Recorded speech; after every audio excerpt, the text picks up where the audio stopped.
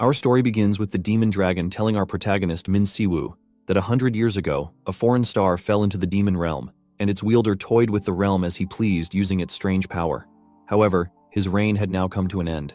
Siwoo coughed up blood while clutching his stomach, which was pouring blood. The dragon then asked him what his wish was and what he desired to achieve, even beyond the demon dragon himself. Struggling to speak, Siwoo stammered that he wanted to go home, that he was going back. The dragon remarked that for someone who risked his life to challenge him, such a wish was quite trivial. Even though it was an impossible desire, Siwoo certainly knew exactly where to go. The dragon then revealed that the power to return to his home lay within the dimensional orb inside his heart, making Siwoo smile. He then asked the dragon if it knew how much he had suffered to find it, declaring that he had spent an entire 100 years in that cursed foreign world. The dragon raised its sharp claw and told him that, if that was the case, he should be grateful, because his futile life would end there. However, Siwoo only smiled and responded that he could finally put an end to it. The dragon swung its claw down, but at that moment, Siwoo released a blinding light. The dragon was stunned to see its hand severed and demanded to know what that unsettling power was. It then noticed that Siwoo's wounds were healing at an incredible rate, realizing that this was not mere healing, but true regeneration.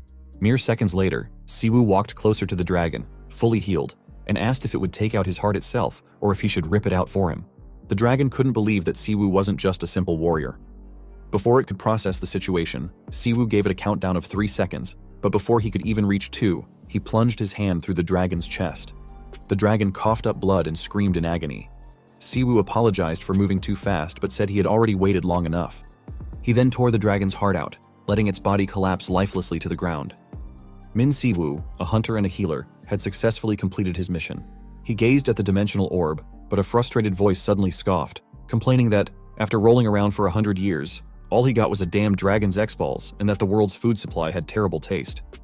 Siwoo called the voice Pri and told it to shut up, clarifying that it was not X-balls but a dimensional orb. He then tossed the orb into his mouth and consumed it. A massive magic circle appeared beneath him. He smiled, knowing that he was finally going back, to his disciples, to his younger sibling, and to Earth. Moments later, he was transported to Earth. As he slowly opened his eyes, he sat up in shock at his surroundings. Calling out Freeloader, the voice responded by calling him Food Supply, and asked why he was calling, complaining that it was too busy throwing up in his stomach from motion sickness. Siwoo was relieved that Pri had also crossed over safely, but he still called it a disgusting bastard and told it to just get digested already. Pri asked if he was sure about that and warned that the consequences of its digestion would be tremendous. Siwoo told Pri to shut up before he threw up again. He then asked if he was right in assuming this was Earth, surprising Pri, who sarcastically asked if he couldn't even recognize his own home. Siwoo replied that Earth's scenery changed drastically depending on location.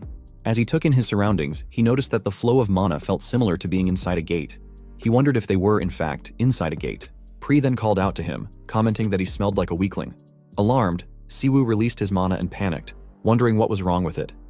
Pri then accused him of being a scam all along and dramatically declared that it was breaking up with him. Siwoo cursed loudly and asked if Pri was at it again. Confused, Pri asked what he meant. Siwoo explained that it seemed like a side effect of dimensional travel. Just like when he had flown from Earth to another world 100 years ago, his abilities had been greatly reduced. Frustrated, he realized that, at this rate, his usual condition was only at about 15 or maybe 20%. Pri asks him if he is kidding, saying that his mana is only at 20%, and tells him to recover quickly before he gets kicked out. This pisses him off, and he responds to Pri that it is not such a simple problem. He then begins to walk while telling Pri that last time, it took him decades to fully regain his strength. Pri tells him that taking decades is grounds for contract termination, and that with his tiny amount of mana, he can't use most of his amazing abilities. He tells Pri that it is not like he can't use them at all. He is then surprised when he hears someone running in his direction. The lady, panting in exhaustion and running, curses, realizing that she was so focused on running away that she lost all her teammates and wonders if they are all okay. She questions why the hell there is an orc there when they are still on the lower floors. As the huge orc chases after her, she shouts for help but then trips on a stone and falls to the ground face first. She looks back in horror, thinking that she is going to die. Fortunately, he appears in time and kills the orc simply by using his hand. He tells her that he has something to ask her. He then asks her if this place is Earth, with a huge smile on his face, which confuses and surprises her at the same time. He asks her again if he is right that this place is Korea, to which she stutteringly replies that it is Korea. He asks her what year it is now, and she replies that it is the year 2037 while still struggling to believe that he took down an orc in one hit. He realizes that the moment he was sucked into another dimension was 2027, and figures out that 100 years in the demon realm is only 10 years here. He then asks the lady who the president is right now, and she replies that the current president is Choi Dae-soo. This shocks him, and he asks her if she means the musclehead with one eye, making her even more confused as she wonders who the hell he is and if this is some kind of act. He is pissed that the president is the bastard Choi Dae-soo and asks the lady if South Korea is really that short on talent, making her wonder if this is some kind of regression storyline. He then senses that the mana flow is strange and asks the lady if they are inside a gate, to which she stutteringly replies that they are inside the tutorial tower. He asks her what a tutorial tower is, and she explains that it is a place that suddenly appeared a few years ago, like a gateway for hunters. If a hunter successfully clears it, they can awaken their abilities and even obtain skills. She adds that depending on their awakening rank, they can join a good guild, so everyone's goal is to clear it as quickly as possible. He is surprised upon hearing this and tells her that back in his day, they awakened just fine without that kind of thing. She tells him that it is a story for first-generation hunters, but he just asks her if that means he has to clear the tower if he wants to leave, and how long it usually takes to get out of there. She replies that if he is outstanding, he can finish it in 6 weeks, but normally it would take 8. The record is 3 weeks, set by second-generation prodigy hunter Ryu Ji-hwan. He thinks for a moment, but then a huge tiger walks closer to them, shocking the lady. She knows that it is a troll tiger and stutteringly tells him to run, but he just keeps thinking with his eyes closed and says that 3 weeks is a bit too long. He adds that because of the side effects of dimensional travel, his mana flow and body movements feel sluggish. As the tiger gets closer, the lady loudly excuses herself to get his attention and asks him if they didn't teach him at the academy to always run if he encounters a troll tiger. The tiger then dashes and jumps toward them, but he remains calm, saying that there is no choice and that he will have to give himself a more generous deadline while the lady in front of him screams in fear. He then simply punches the tiger, sending it flying, its teeth falling out, which shocks the lady. He then tells her that 5 days should be enough to finish the tower. Meanwhile, in the Empire Guild, the secretary reports to the Empire Guild leader, Min Si-jun, that someone has exited the tutorial tower. Si-jun responds that it is not bad because he believes it has been about 8 weeks since they entered. But the secretary tells him that they are not one of the original entrants, making him stop writing and ask which batch they are from. The secretary replies that they are not on the entry list and that they are causing a commotion right now. He then gives the documents to him. Si-jun is surprised and cannot believe what he sees when he looks at the picture. Siwoo, his brother. Back in the tutorial tower, Siwoo asks the lady how long she plans on chasing him. The lady was shocked, wondering if it was for real that Siwoo had cleared the tutorial tower in just 5 days while staring at him. He, however, was lost in thought, realizing that fighting definitely helped him recover faster. He estimated that about 25% of his strength had returned. The system voice then announced that the tutorial was complete and that it would begin calculating stats and analyzing skill compatibility.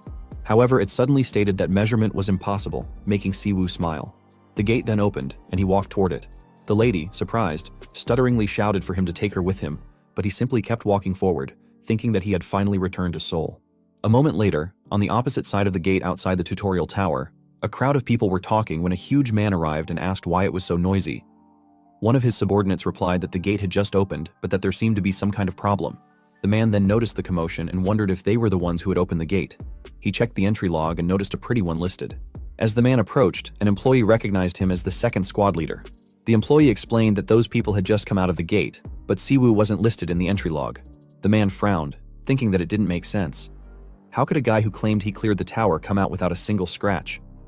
Then, noticing Siwoo's sharp glare, the man thought he looked like a half-starved parasite and assumed he must have obtained a pretty decent skill. Pushing the employee aside, the man said he would handle it. He then asked Siwoo who the hell he was and why he wasn't on the list. Siwoo simply replied that it was because he didn't enter through the entrance. The man, irritated, shouted back, asking if he had gone in through his mouth and of course came out the other way. He demanded to know how Siwoo had exited through the gate because he knew for a fact that he had entered through the entrance. Siwoo, unfazed, merely replied that it just sort of happened. This response pissed the man off. He yelled that the punk didn't give a damn about his seniors. Pri then muttered that the man must really love talking shit. The man pointed at Siwoo's head, calling him a rookie, and said that just by looking at him, he could tell he had awakened some kind of disguise skill and was playing games. He then warned him that if he didn't want to die, he should cut it out and drop the act.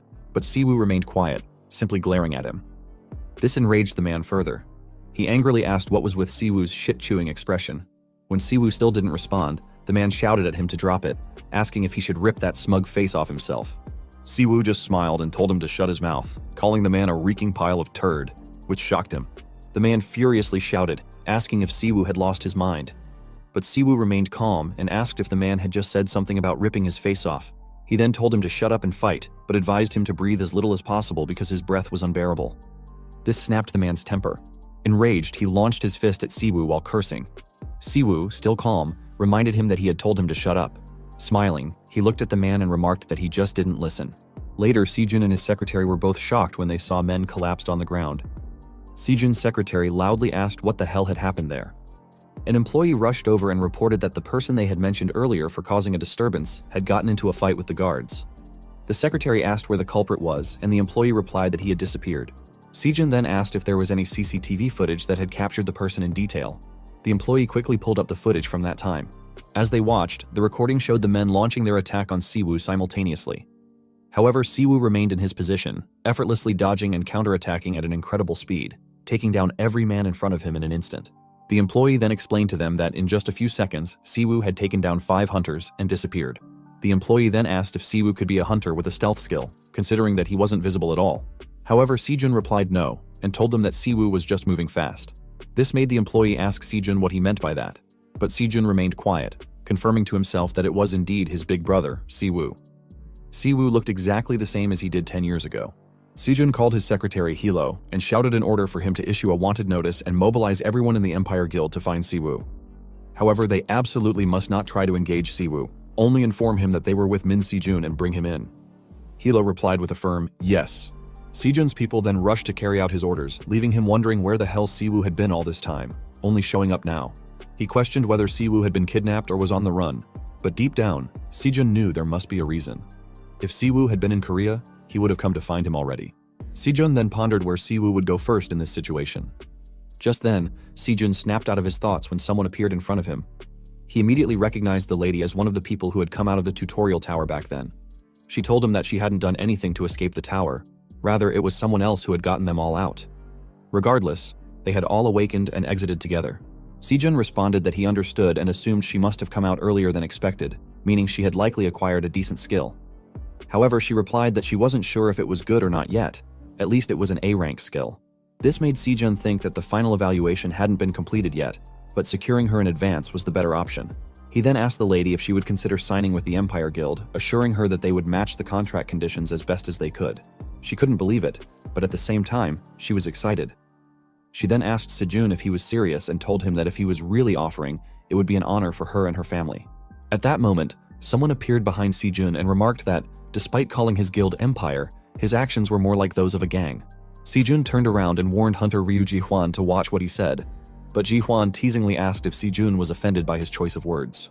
Ryu Ji-hwan, an S-rank hunter and the Diamond Guild master, then commented that Sejun was surprisingly sensitive. Another S-rank hunter and White Lion Guild master, Choi Sungil, then chimed in, saying that it looked like he had beaten Sejun to it. He assumed everyone had arrived after receiving the association's notice. Sungil added that the entire security team had been wiped out and asked if this was the work of the unregistered awakened individual the association had mentioned. Ji-hwan knelt down to take a closer look at one of the beaten men and laughed, remarking that Siwoo was quite the flashy fellow, causing that kind of chaos the moment he stepped out. Sungil agreed and noted that they didn't know who Siwoo was, but they had better find him quickly. Judging by his level of power, he must have awakened a high-tier skill, which meant he had the potential to become elite personnel. Sungil added that he found Siwoo quite tempting. Ji-hwan laughed and asked Sungil if they were saying that whoever found Siwoo first would get to claim him. He also asked if their unconventional methods wouldn't be a problem. However, Sejun remained silent and simply glared at Ji-hwan. Sungil then suggested that they search separately, noting that none of them had time to waste. He proposed that if any of them found the awakened one, they should at least keep each other informed. Sungil then turned to the lady and handed her his business card, telling her to take her time and think it over. He reassured her that with an awakening rank like hers, she would be welcomed anywhere. Ji-hwan shrugged and told Sungil to suit himself, saying that he would let them know if he found Siwoo. However, Sejun responded to Ji-hwan with a cold, "As if I would tell you." Ji-hwan's secretary, Jin-sik, saw him outside and asked if the conversation had gone well, but Ji-hwan simply ordered him to gather all the C-rank and D-rank members from Gyumgang, form squads, and send them out. Jin-sik asked who they were searching for, to which Ji-hwan smirked and replied, "Min Sejun's damn bloodline." Meanwhile, in some restaurants, Siwoo was holding a big, tender, and juicy fried chicken. Pri tells him in disbelief that as soon as he returns to Earth after 100 years, the first place he visits is just a fried chicken shop. But Siwoo simply tells Pri to try it, and he will understand why he ran there like a dog. Pri shouted that it was insane and that he had wasted his entire life. But when he bit into the fried chicken, Pri shouted, asking what it was, if that fried chicken was made from the Golden Legacy, how it tasted like it, how Siwoo survived 100 years in the demon realm without it, and if he was a psychopath. Siwoo laughed upon hearing Pri's questions and told Pri to shut up because he was restoring his humanity, making Pri agree and shout at him to just hurry up and give him more. But he shouldn't dare eat it all himself because everything that was left was his. A moment later, after he eats his heart out, he walks into the street and Pri asks him where they are heading next. But Siwoo just asks Pri back, where else, and tells him that they are heading home. Later they arrived at the house and Pri asked if it was his house, to which he replied yes. He then held the gate handle and walked inside the house. He then remembered that in the past, every time he came home, his father asked him if he was home and told him that he was a little late. His mother then asked him if he was hungry and if she should call Sejun so they could eat together, to which his younger self replied yes, and rushed to hug his father with his little brother Sejun, telling their parents that they were home. But all he could see now was a messy home. Inside the house, spider webs and bottles were everywhere. He stared inside the house and sat down while putting his hands inside his pockets. He lay down, frustrated that, as he expected, he didn't remember his parents' faces. He remembers that people say forgetting is a gift from the gods, but for him, it was a curse. He was inside the demon realm for 100 years, enduring endless battles on a blood-soaked, unfamiliar planet. His human senses were dulling, his body frozen in time, and his self was eroding away. During that horrifyingly long period, he clung desperately to memory, fearing that the curse of forgetfulness would consume him, the memories of his younger sibling, the memories of his disciples. And so, his memories never became mere recollections.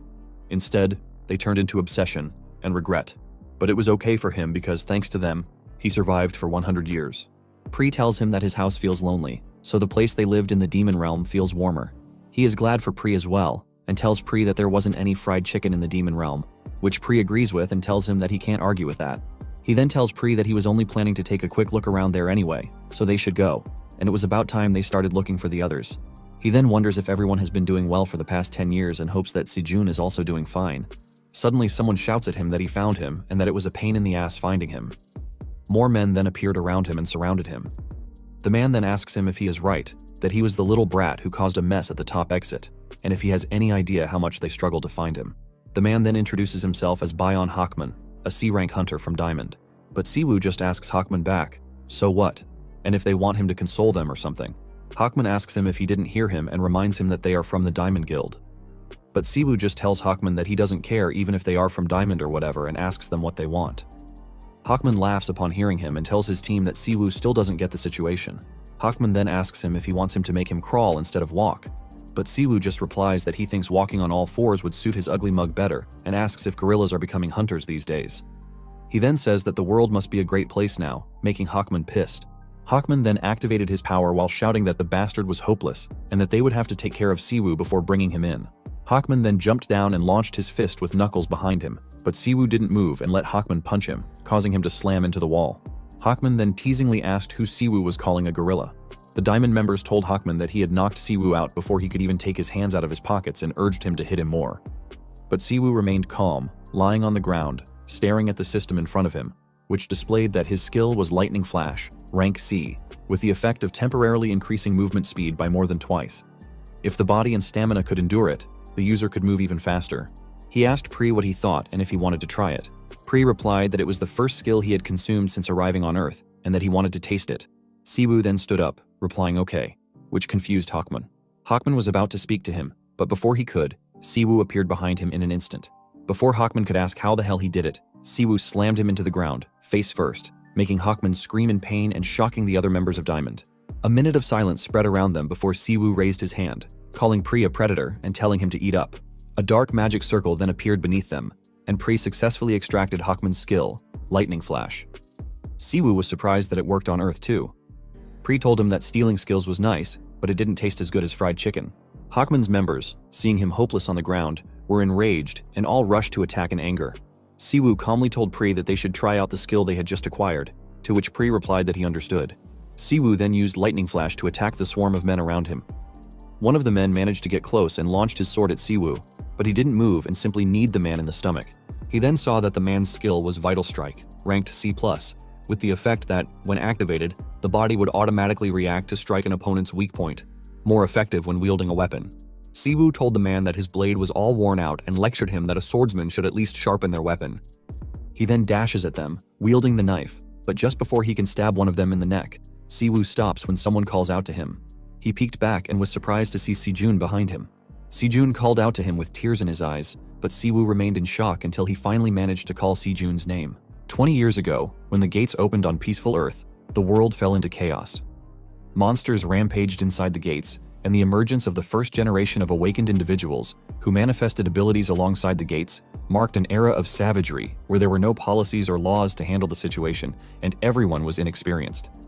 In such a chaotic world, Siwoo and Sejun, who had lost their parents early, had to survive somehow. Siwoo, a first-generation awakened, quit school to become a hunter in order to raise Sejun, who was still just a brat.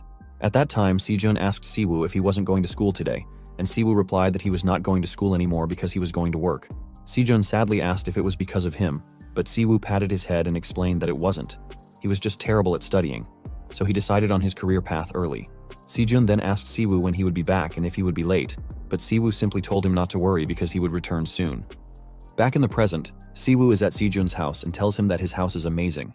He then excitedly looks around and asks Sejun if that is the Han River and if he bought everything himself without any loans. He proudly tells Sejun that he has made it, but Sejun simply responds that it's nothing and that he earned the money using the skills Siwoo taught him. Sejun also tells him that he bought the house so they could live together, meaning there is a room for him too. However, Sejun still feels like everything doesn't seem real and wonders if it is really his brother, the person who couldn't be found no matter what, but suddenly appeared after 10 years. Siwoo is amazed to hear that he has a room there too and tells Sejun that raising a younger brother sounds fun now and that he has been through a lot. This makes Sejun clench his teeth to stop his tears from falling. Looking around, Sejun tells him that he was the one who went through all the hardships, so seeing him joke around like this makes him feel like he really is his brother. Sejun then asks if Siwoo knows how long he had been looking for him and where on earth he had been all this time. Siwoo approaches Sejun, pats his head, and tells him they should sit down because he has 100 years worth of stories to tell. Hours later, after finishing a few cans of beer and snacks, Sejun asks him if he got this right. To sum everything up, 10 years ago, the moment Siwoo defeated the fourth Demon King, he was transported to another dimension by the artifact the Demon King possessed. In the other dimension, he met a being called Predator who could extract other skills, and Siwoo grew stronger using that ability for 100 years while searching for a dragon with dimensional magic. Eventually, he reached the Dragon King, defeated it, and used the dimensional orb in its heart to return to Earth. Predator then tells him that long legs are delicious, which makes Siwoo remember to tell Sejun that Predator also came to Earth with him and is now inside his body. Horrified, Sejun asks if it is like possession, but Siwoo replies that it's more like a parasite, prompting Pri to angrily ask if he wants to shit blood. Siwoo tells Sejun not to take it too seriously. He knows it sounds like nonsense, but Sejun should trust that his big brother isn't crazy. Sejun responds that he believes him because it's him saying it, and besides, they don't live in a world where such things sound completely absurd anymore. It's just hard to picture right away. Sejun then tells him that it's enough that he's back now, to which Siwoo agrees and tells Sejun that it's his turn now. He then asks Sejun what the hell happened in the country over the past 10 years that allowed that bastard Daesu to become president. Sejun explains that after Siwoo disappeared, Daesu shamelessly took credit for defeating the fourth Demon King. He then rose to the presidency with the title God of War, the greatest first-generation hunter, and fabricated public support. Sejun adds that despite all of it, Daesu continues to create policies that disadvantage their guild at every turn. Frustrated, Sejun then angrily says that he wonders what Daesu will do once he finds out that his only rival, Siwoo, has returned.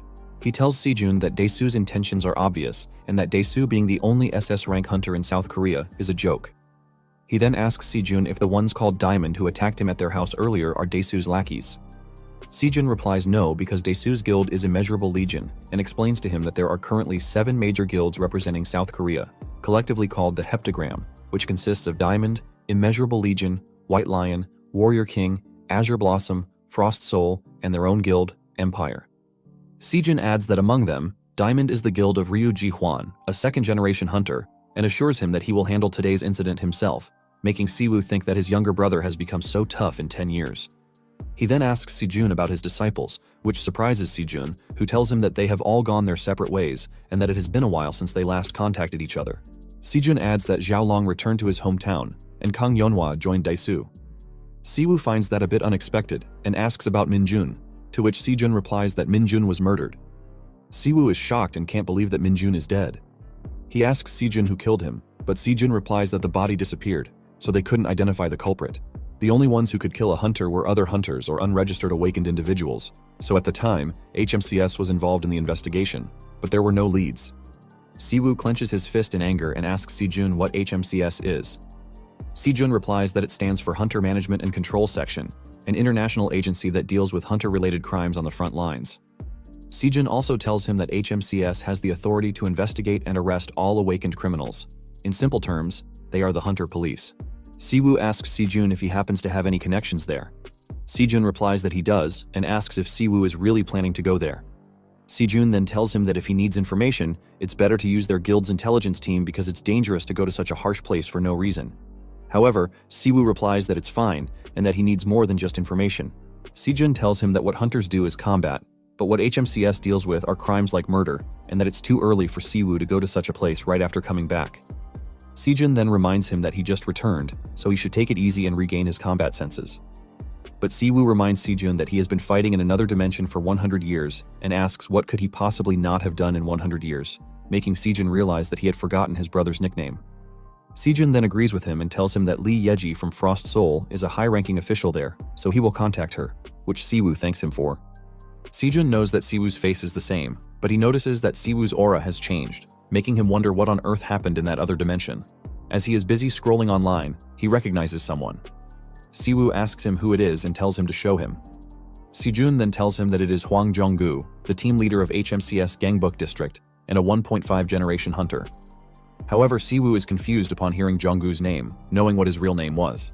2 days later, at HMCS headquarters in the Gangbuk team office, Jong-gu furiously storms out of his office, cursing those second-generation hunters in anger.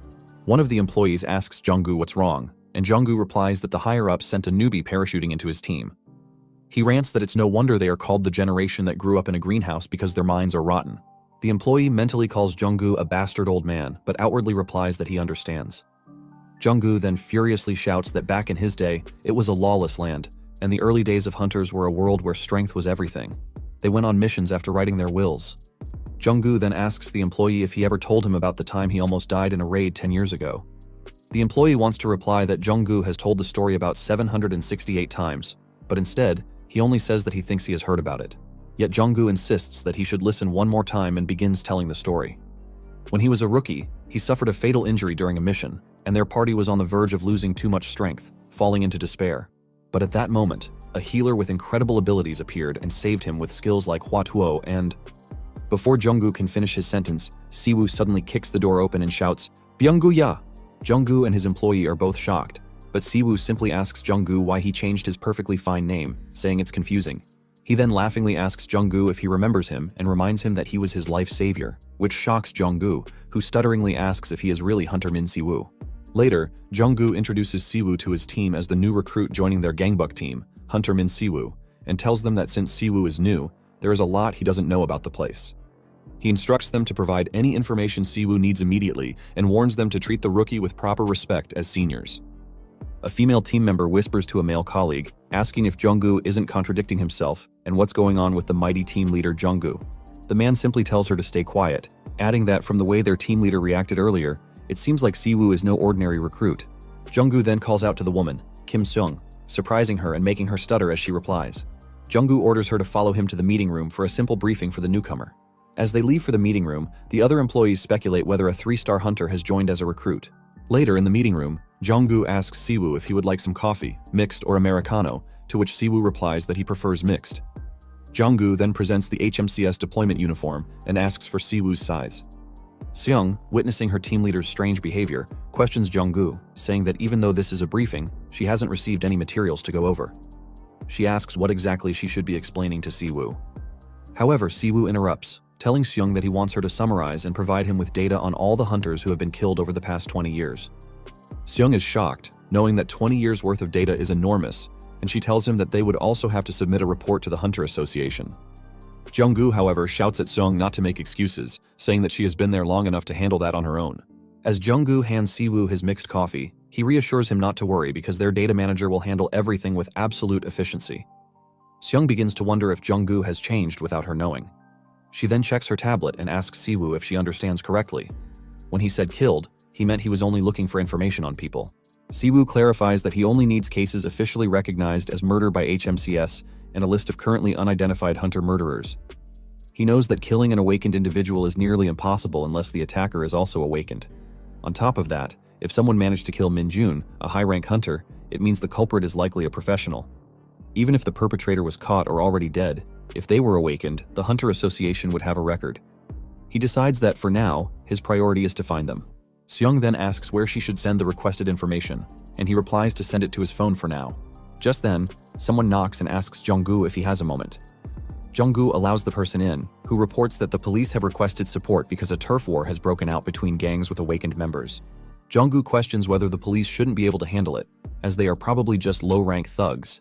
However, the man tells him that one of the groups involved is Cerberus, causing Jong-gu to become pissed off upon hearing that name again. Siwoo asks what Cerberus is, and Shung replies that they are on a completely different level from regular gangs. They engage in weapons trafficking, contract assassinations, and are even suspected of trafficking hunters, making it difficult for the police to handle them alone. Siwoo frowns at the mention of hunter trafficking and, addressing Jong-gu by his real name, Byung-gu, orders him to take him along. Jong-gu clears his throat and insists that his name is now Jong-gu because he changed it. However, Siwoo simply glares at him, making Jong-gu sigh and give in. He tells Siwoo that if he insists on calling him by his real name, then so be it. But from today, they will go together. Siwoo agrees and stands up, putting on his uniform while remarking that even as a rookie, he should at least go through some training. Later, at the site of the incident, several men lie dead on the floor. Someone scoffs, saying that Warlord Reaper's elite forces aren't a big deal. Kang-ho, a Cerberus member and second-in-command, arrogantly asks if he is right that Warlord Reaper's elite forces are nothing in front of Cerberus's shield, to which his minions immediately agree. Jikin, Cerberus's third-in-command, tells Kang-ho that it's not fair since half of Warlord Reaper's elite force was sliced up by his flesh-cleaving blade. Kang-ho smirks and asks Jikin if he's feeling left out, telling him to beat him in a fight if he wants more recognition.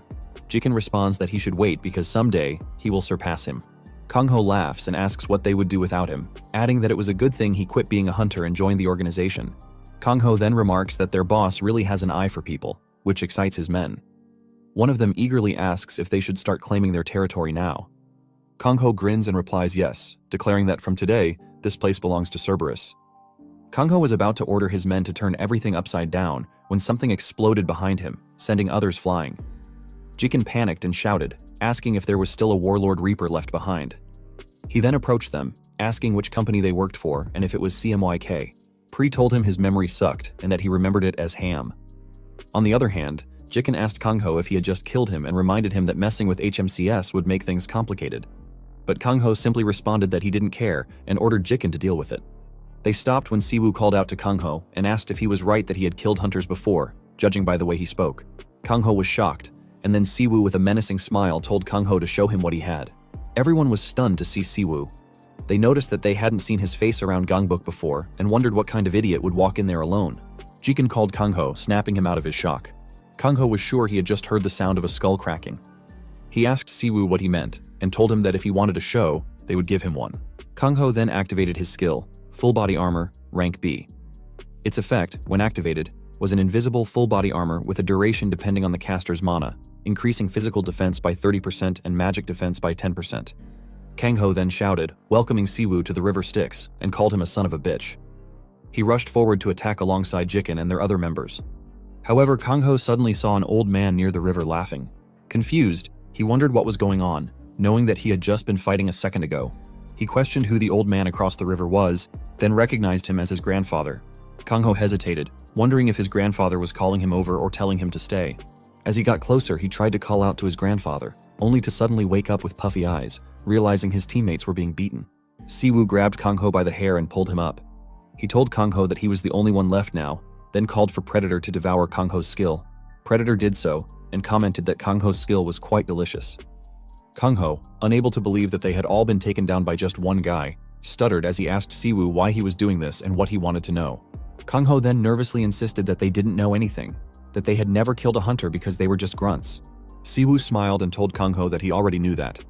There was no way they, a bunch of small fries, could pull something like that off. Kang-ho, confused, asked why he was doing this. Siwoo replied that he simply wanted to check the skill level of today's awakened criminals.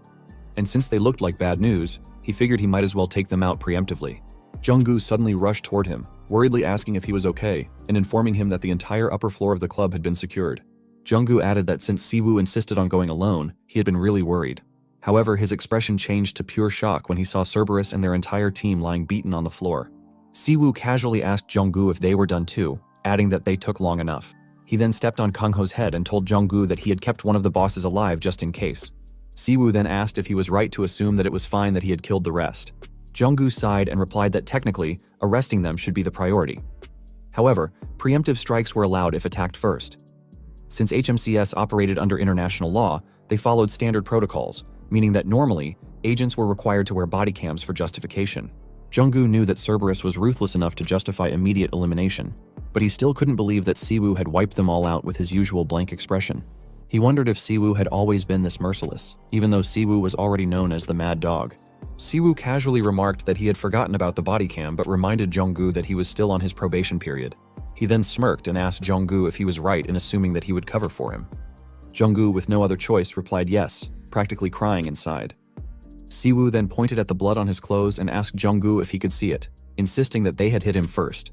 Junggu stammered, agreeing and saying that he believed him.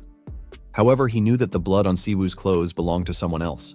Without them noticing, one of the Cerberus members had managed to hide under a small table and was making a call. The man reported that Cerberus had been completely annihilated, and that the third in command, Jikin, the one they were ordered to keep an eye on, was dead. The person on the other end of the line demanded that he repeat himself. The caller hesitated before confirming it again. On the other end, Gut, a rank A hunter and a member of Hong Kong's Red Light Guild, narrowed his eyes and asked, "Who died?" The next day, Gut, along with 2 members of his guild, arrives at the airport, where they are greeted by the men assigned to lead them to the designated location. One of the men introduces himself to Gut as Lee Jun-young from the South Korean Hunter Association and offers his condolences. However, Gut simply asks where his brother is. Jun-young replies that the body of the suspect, Jiken, is currently in the Hunter Forensic Department. He then informs Gut that they will accompany him there to confirm the body, complete the necessary procedures, and escort him to his designated accommodation. But Gut, angered by Jun-young referring to his brother as a suspect, demands to know if it is true that the one who killed his brother was from HMCS. Jun-young responds that they cannot provide information on that matter. Gut then asks if it is possible to deviate from the scheduled plans, to which Jun-young replies that it is not allowed. He must remain in his designated accommodation until his pre-approved departure. Jun-young further warns that if Gut leaves without permission, he will be forcibly expelled under international hunter law and will face corresponding disciplinary actions and disadvantages. He then tells them they should proceed to the forensic department, which infuriates Gut even more. Frustrated, Gut asks if they are just telling him to burn incense and leave. He then calls upon his member, Ryu Yenfeng, a B+ rank hunter and a member of the Red Light Guild's Shadow Division. Gut orders Yenfeng to find it, to which Yenfeng responds that he understands.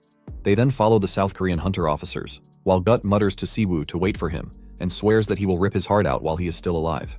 A week later, at the Empire's Guild, Siwoo asks Sejun if they have taken everything from Minjun's belongings. Sejun confirms and explains that about 2 days after Minjun was murdered, his entire house was completely cleaned out. Siwoo asks if it is true that a hunter's mana is like a fingerprint, capable of revealing their code, affinity, and rank. Sejun nods, stating that investigators at the time believed the culprit took everything to erase all traces. Since Minjun was an archaeologist, he had tons of research materials at home, yet not a single item was left that could contain mana. Siwoo then asks if Sejun is certain the real culprit was behind it and that it wasn't just a random burglary, which confuses Sejun. Siwoo explains that if they look at the list of stolen items, many of them were valuable. Making such a mess actually increases the chances of leaving behind evidence, which means that if erasing mana traces was the goal, setting the place on fire would have been a much more foolproof method. Sejun asks if Siwoo is suggesting that a random thief took advantage of the empty house after Minjun was killed. Siwoo replies that he checked the crime records in HMCS and found more similar cases than expected. He then starts walking, telling Sejun that they should round up some fences, like black market dealers, and question them. Shocked, Sejun warns that dealing with stolen goods takes time, and that since it's been a year, there's no way Minjun's belongings are still out there. However, Siwoo insists that they won't know until they check for themselves and tells Sejun that he will see him tonight. Later that night, Siwoo finds himself in a black market dealer's place, scratching his head in frustration as he remembers the confident words he had spoken to his younger brother. Irritated, he asks why that tiny country has so many damn thieves, lamenting that his whole week of effort was wasted. Pri tells him that he has good instincts sometimes and suggests that he should let him guide him. He then orders Siwoo to go right, but Siwoo furiously shouts that it's a dead end, calling Pri a useless piece of crap. Pri, unfazed, simply agrees teasingly. Suddenly, he heard a man asking his boss if he had heard the latest rumor. Immediately, he headed toward where the voice was coming from and saw the man telling his boss that HMCS had been cracking down on fences in massive numbers. Just yesterday, the entire Yeongdeungpo area had been wiped out. Shocked, the boss responded that it didn't make sense because there had been no reports or warrants. The man, visibly worried, told his boss that HMCS had global jurisdiction over all hunters and even had the authority to execute awakened criminals on the spot. If they resisted those guys with badges, they wouldn't just end up eating prison food, they might become funeral food. But the boss dismissed his concerns, saying that HMCS was just a bunch of government employees and that there was no reason to be scared of nobodies in uniform. He confidently stated that they should just kill them. The man agreed, knowing that top-ranked hunters could make far more money in guilds, and institutions like HMCS didn't have many high rankers. However, he then warned his boss that the guy raiding fences this time wasn't just some average lunatic. Considering that they specialized in stolen hunter goods, he suggested they move their storage before it was too late. As they were walking and talking, Siwoo overheard the mention of stolen hunter goods and asked where the storage was. Both men were shocked and shouted, demanding to know who was there. Siwoo simply told them that they were conducting a warehouse seizure, effective immediately. Terrified, the man told his boss that he believed this was the same HMCS guy who had been taking down fences. The boss immediately contacted his other men, ordering them to get to Zone 2 immediately because of an emergency situation. Siwoo once again demanded to know where the warehouse was. He warned them that he was busy, so if they didn't want to die, they should just tell him. The boss then called a man named Hansen and ordered him to take care of Siwoo, but Hansen hesitated, replying that he wasn't a combat type. Just then, the boss's men arrived at the scene, asking what was going on. Who the hell was that guy, and why was there a cop there? Seeing his reinforcements, the boss grew more confident and asked Siwoo if he even knew where he had walked into. He then told his men that even if Siwoo was HMCS, all they had to do was bury him in concrete and dump him in the sea. Siwoo smirked, activating his power while sarcastically thanking the boss for making it so easy to round them all up in one place. He then turned to Pri and suggested using a skill, saying it had been a while. Pri, however, reminded him that the payment for using a skill was 1 chicken. Siwoo immediately agreed to the deal, and Pri activated his ability, allowing Siwoo to release his skill. A bright, overwhelming energy burst from him, blinding everyone around. He then unleashed a powerful shockwave, attacking all of them at once and causing a massive explosion. Everything around him collapsed, including the men who were now groaning in pain and shock. Siwoo then approached Hansen and asked if he was right in assuming they would now show him where the warehouse was. Hansen, in tears, asked who the hell he was. Siwoo simply smiled and replied, "A lunatic." A moment later, Siwoo was inside the warehouse, surrounded by a swarm of stolen goods. After tying up the men with ropes, he picked up a book while Pri remarked that his instincts had been right. Annoyed, Siwoo told Pri to shut up, claiming it was just a lucky guess. Pri then asked if the book was the one he had been searching for and whether it was food, since it gave off a suspiciously studious vibe. Siwoo confirmed that it was the right book, recognizing it immediately. He was relieved that at least one item had remained. Looking at Minjun's research notes, he noticed a security spell on it. The lock wasn't just an ordinary lock.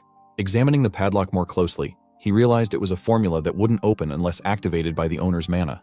Pri pointed out that the book wouldn't open and asked if Siwoo couldn't read it. Siwoo replied that he didn't care about the book itself, he only needed the mana inside it.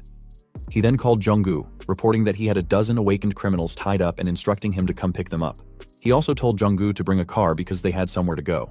Later, in the combat neutral zone, where forbidden techniques and mysterious abilities were permitted, a marketplace called Black Heaven's Fall bustled with activity. It was a place where all knowledge about abilities was exchanged. Inside one of the houses, a lady sat in front of a deck of cards. She carefully selected one, and amazed by its reading, murmured to herself.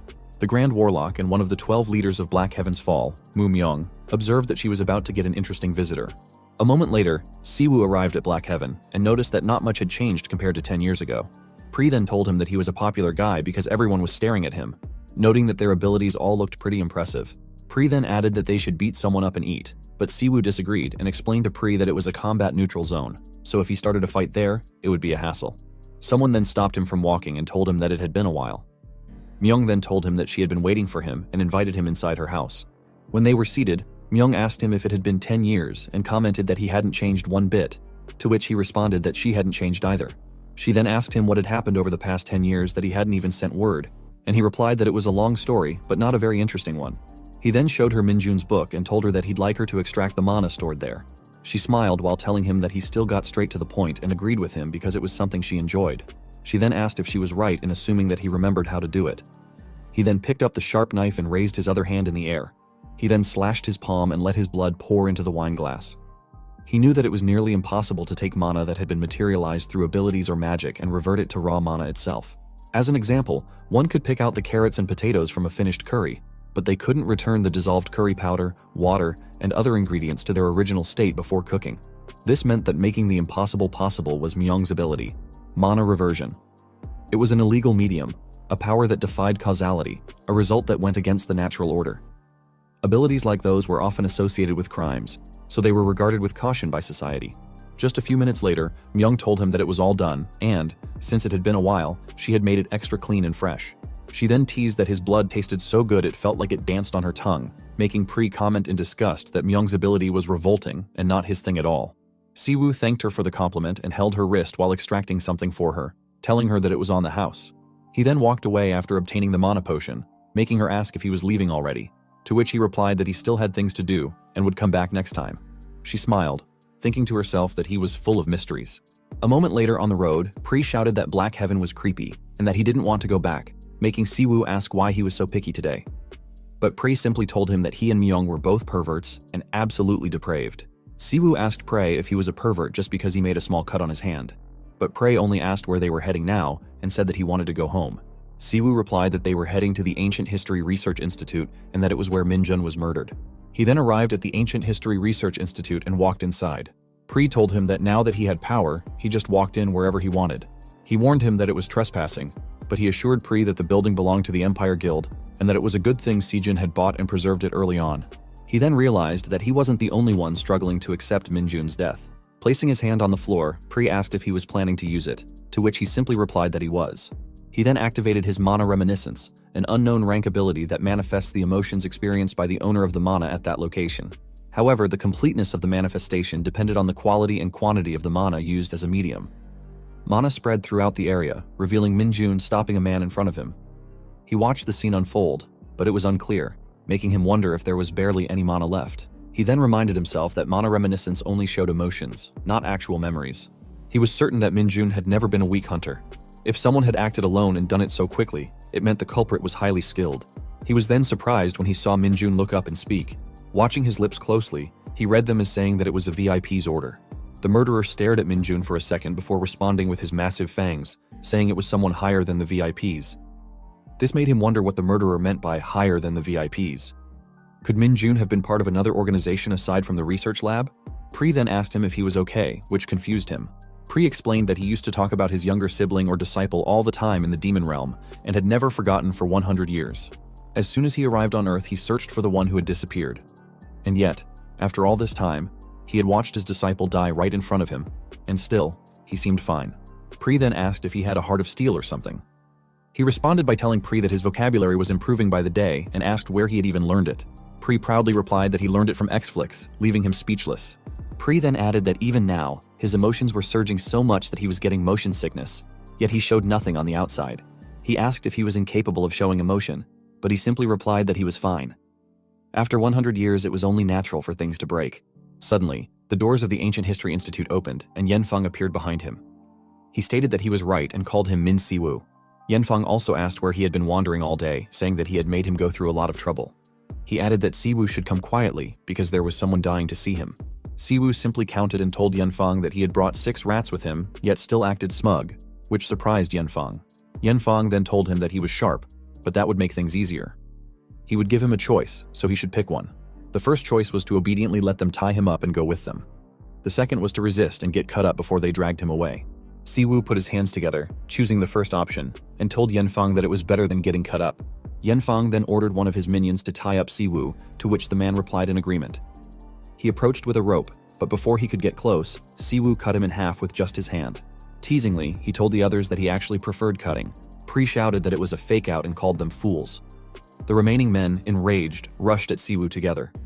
Yanfeng shouted that he would kill him, but they all stopped when someone spoke. A voice stated that it was enough. Gut then activated his skill, furiously telling his team that from this point on, he would handle it. Siwoo was his prey. Siwoo, unfazed, simply looked at him in amusement and teasingly remarked that he was pretty cool. Gut then asked him if he was Hunter Min Siwoo, an HMCS affiliate, and if he was the one who killed his brother Jikin. Pri told him that among all the opponents he had seen so far, Gut was the most decent, and his skills even looked relatively appetizing.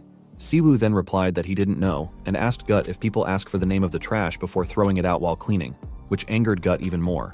Gut preparing for an attack while calling him a bastard and dashed closer, shouting that he would tear his heart apart. He punched him with his armored fist, but Siwoo immediately healed the arm he let Gut hit. Calmly, he told Gut that he wasn't bad and asked if he was around A rank. Gut, surprised upon seeing him heal, wondered if he was a healer. Enraged, Gut attacked again, calling him an arrogant bastard, but Siwoo effortlessly dodged every single one of Gut's attacks. Gut's teammates couldn't believe that Siwoo had stopped his attack. The gray-haired man asked the red-haired man why he was just standing there and ordered him to step in, but before he could react, Siwoo appeared in front of the gray-haired man and told them not to interfere. He then used his lightning flash skill, striking every man around him at incredible speed, before saying that it had been a while since he had some fun.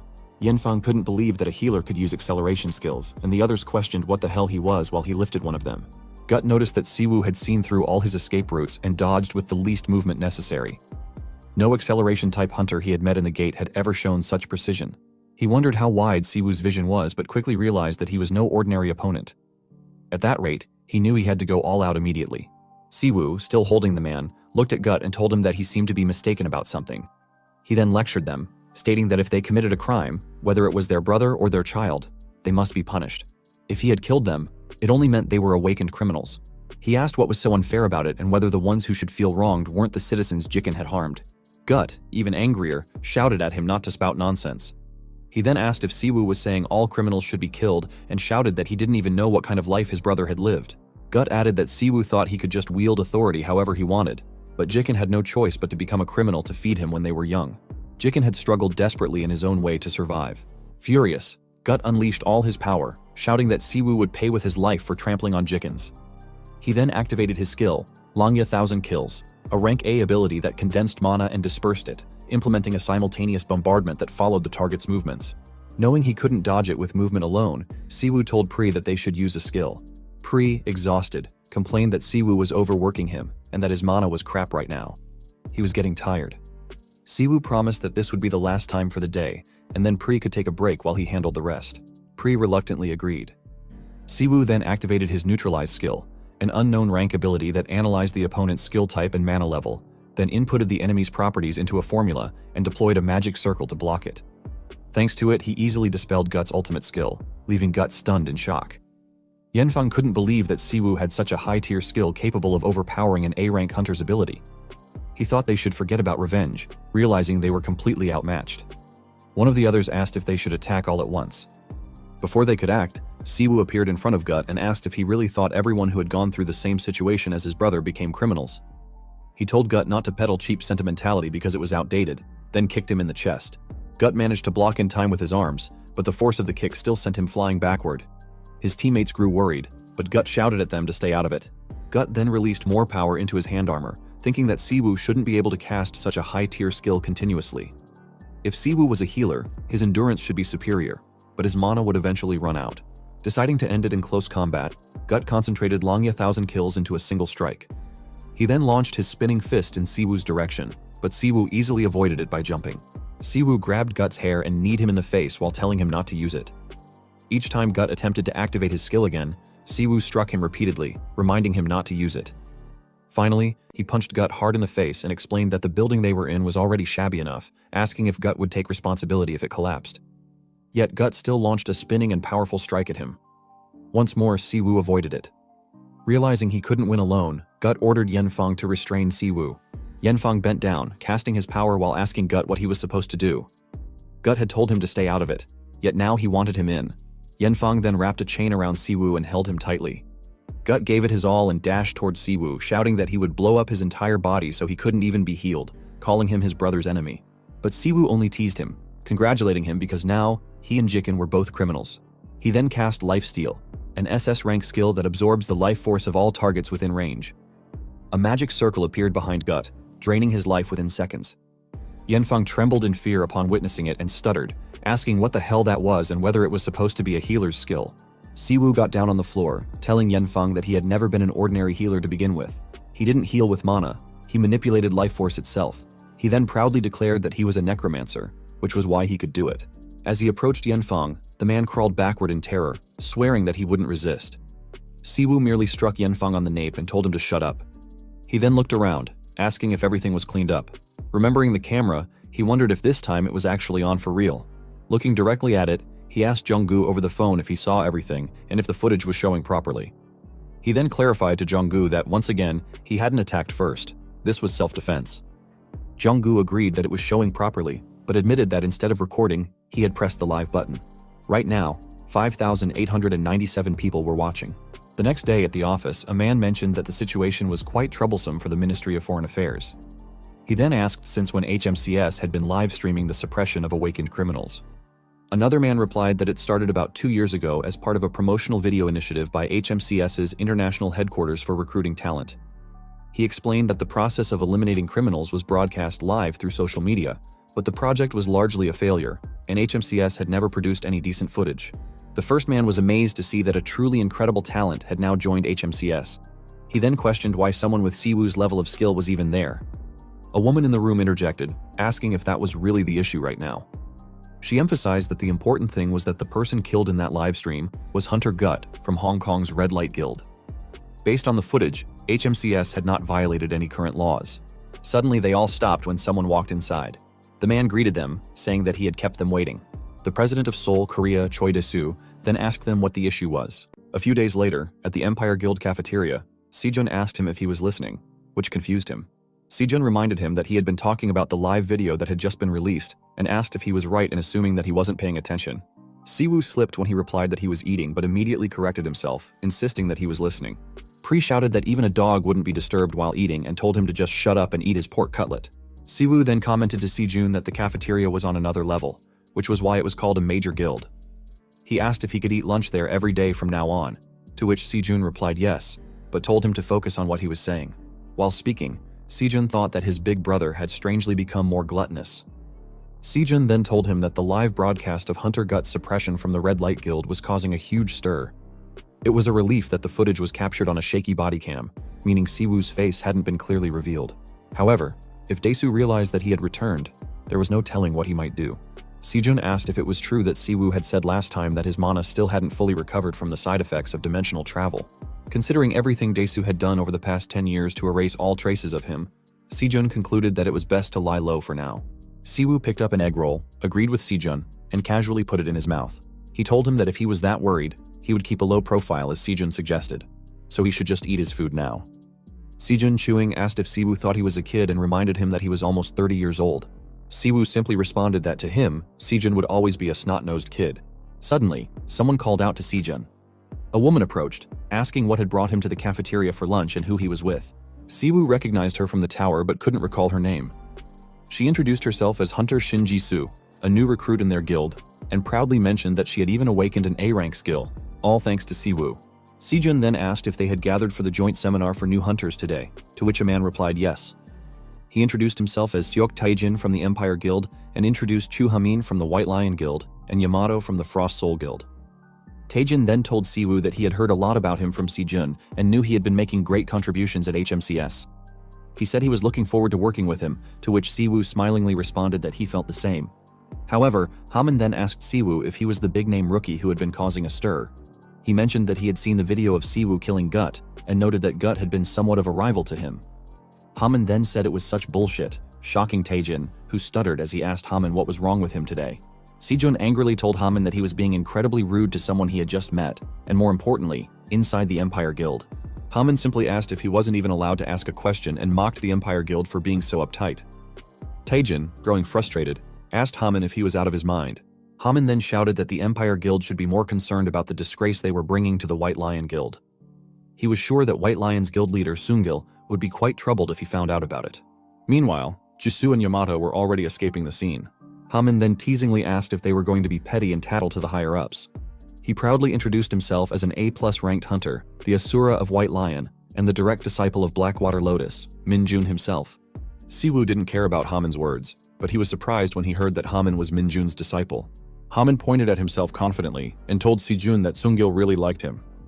Siwoo stops Hamin from talking, warning him not to make a scene in someone else's house. He told Hamin that if he wanted to confirm something, he should set a time and come find him directly. From the looks of it, Siwoo added, Hamin's master had failed to teach him manners, and he was curious to see how well Minjun had taught him how to fight. Hamin was enraged, wondering how Siwoo dared to insult his master. He thought that if they weren't inside someone else's guild, he would crush Siwoo. Instead, he kicked the table beside him and warned Siwoo to watch his back at night before storming off. Taejin panicked upon hearing this and immediately apologized to Sejun, swearing that he would take care of it. Sejun, however, simply told Taejin that it was fine and to just go. After Taejin left, Sejun reassured Siwoo not to worry about it, saying he would handle Hamin and ensure the White Lion Guild compensated for the property damage, at least a few million won. But Siwoo just smiled and told Sejun not to worry, proudly declaring that he had kept a low profile this time. Then, grinning, he added that since Hamin was his disciple's disciple, he had to cut him some slack. Later, at the HMCS headquarters, a visitor told Sungil that he assumed the matter had been settled. Baek Gunho, the HMCS Korea branch director, also addressed Sungil, saying that the situation could have been handled in writing as usual. Still, it was an honor that Sungil had come all the way to their headquarters in person. Sungil replied that this time, they weren't just there for cooperation. They also owed HMCS an apology. One of their guild members had been extremely rude to HMCS's new recruit. While they had already settled things with the Empire Guild, Sungil believed it was only proper for the person involved to apologize directly. Gunho told Sungil that, as the guild leader of White Lion, this wasn't something he needed to personally apologize for. Besides, there had been no actual physical altercation. However, Gunho then asked if he was right in suspecting that Sungil had come for a scouting opportunity rather than an apology. Sungil was surprised because Gunho had seen right through him. Gunho then firmly stated that Siwoo was an extremely valuable asset to HMCS and was currently quite busy. Right now, he was out on a prison escort mission for an awakened criminal. Sungil sighed, saying it was unfortunate. He then asked if it was true that it was rare for an awakened prison to request support from HMCS. Gunho replied that it was rare, but not unheard of. Until now, large guilds had mostly handled such requests, but things were changing, and no one knew what the future held. Standing up, Sungil acknowledged his point and asked Gunho if he could at least allow Hamin to apologize directly instead of him apologizing on his behalf. Gunho agreed, stating that it was a matter for them to handle. He then said his goodbyes to Sungil. A moment later, back at his office, Sungil knew that Gunho was deliberately keeping Siwoo hidden. However, he wasn't willing to give up on such talent. He called his secretary Seo and ordered him to contact Hamin and tell him to prepare for a trip. However, he also instructed Seo to make sure Hamin put on his most polite face. Seo acknowledged the order and asked where she should tell Hamin to go. Meanwhile, in Incheon, the police chief asked if it was true that HMCS had received a support request from their location and why they hadn't arrived yet. An officer replied that they said they would arrive soon, but the chief angrily questioned why trouble was breaking out after months of peace. Frustrated, he muttered about how criminals could never just get along.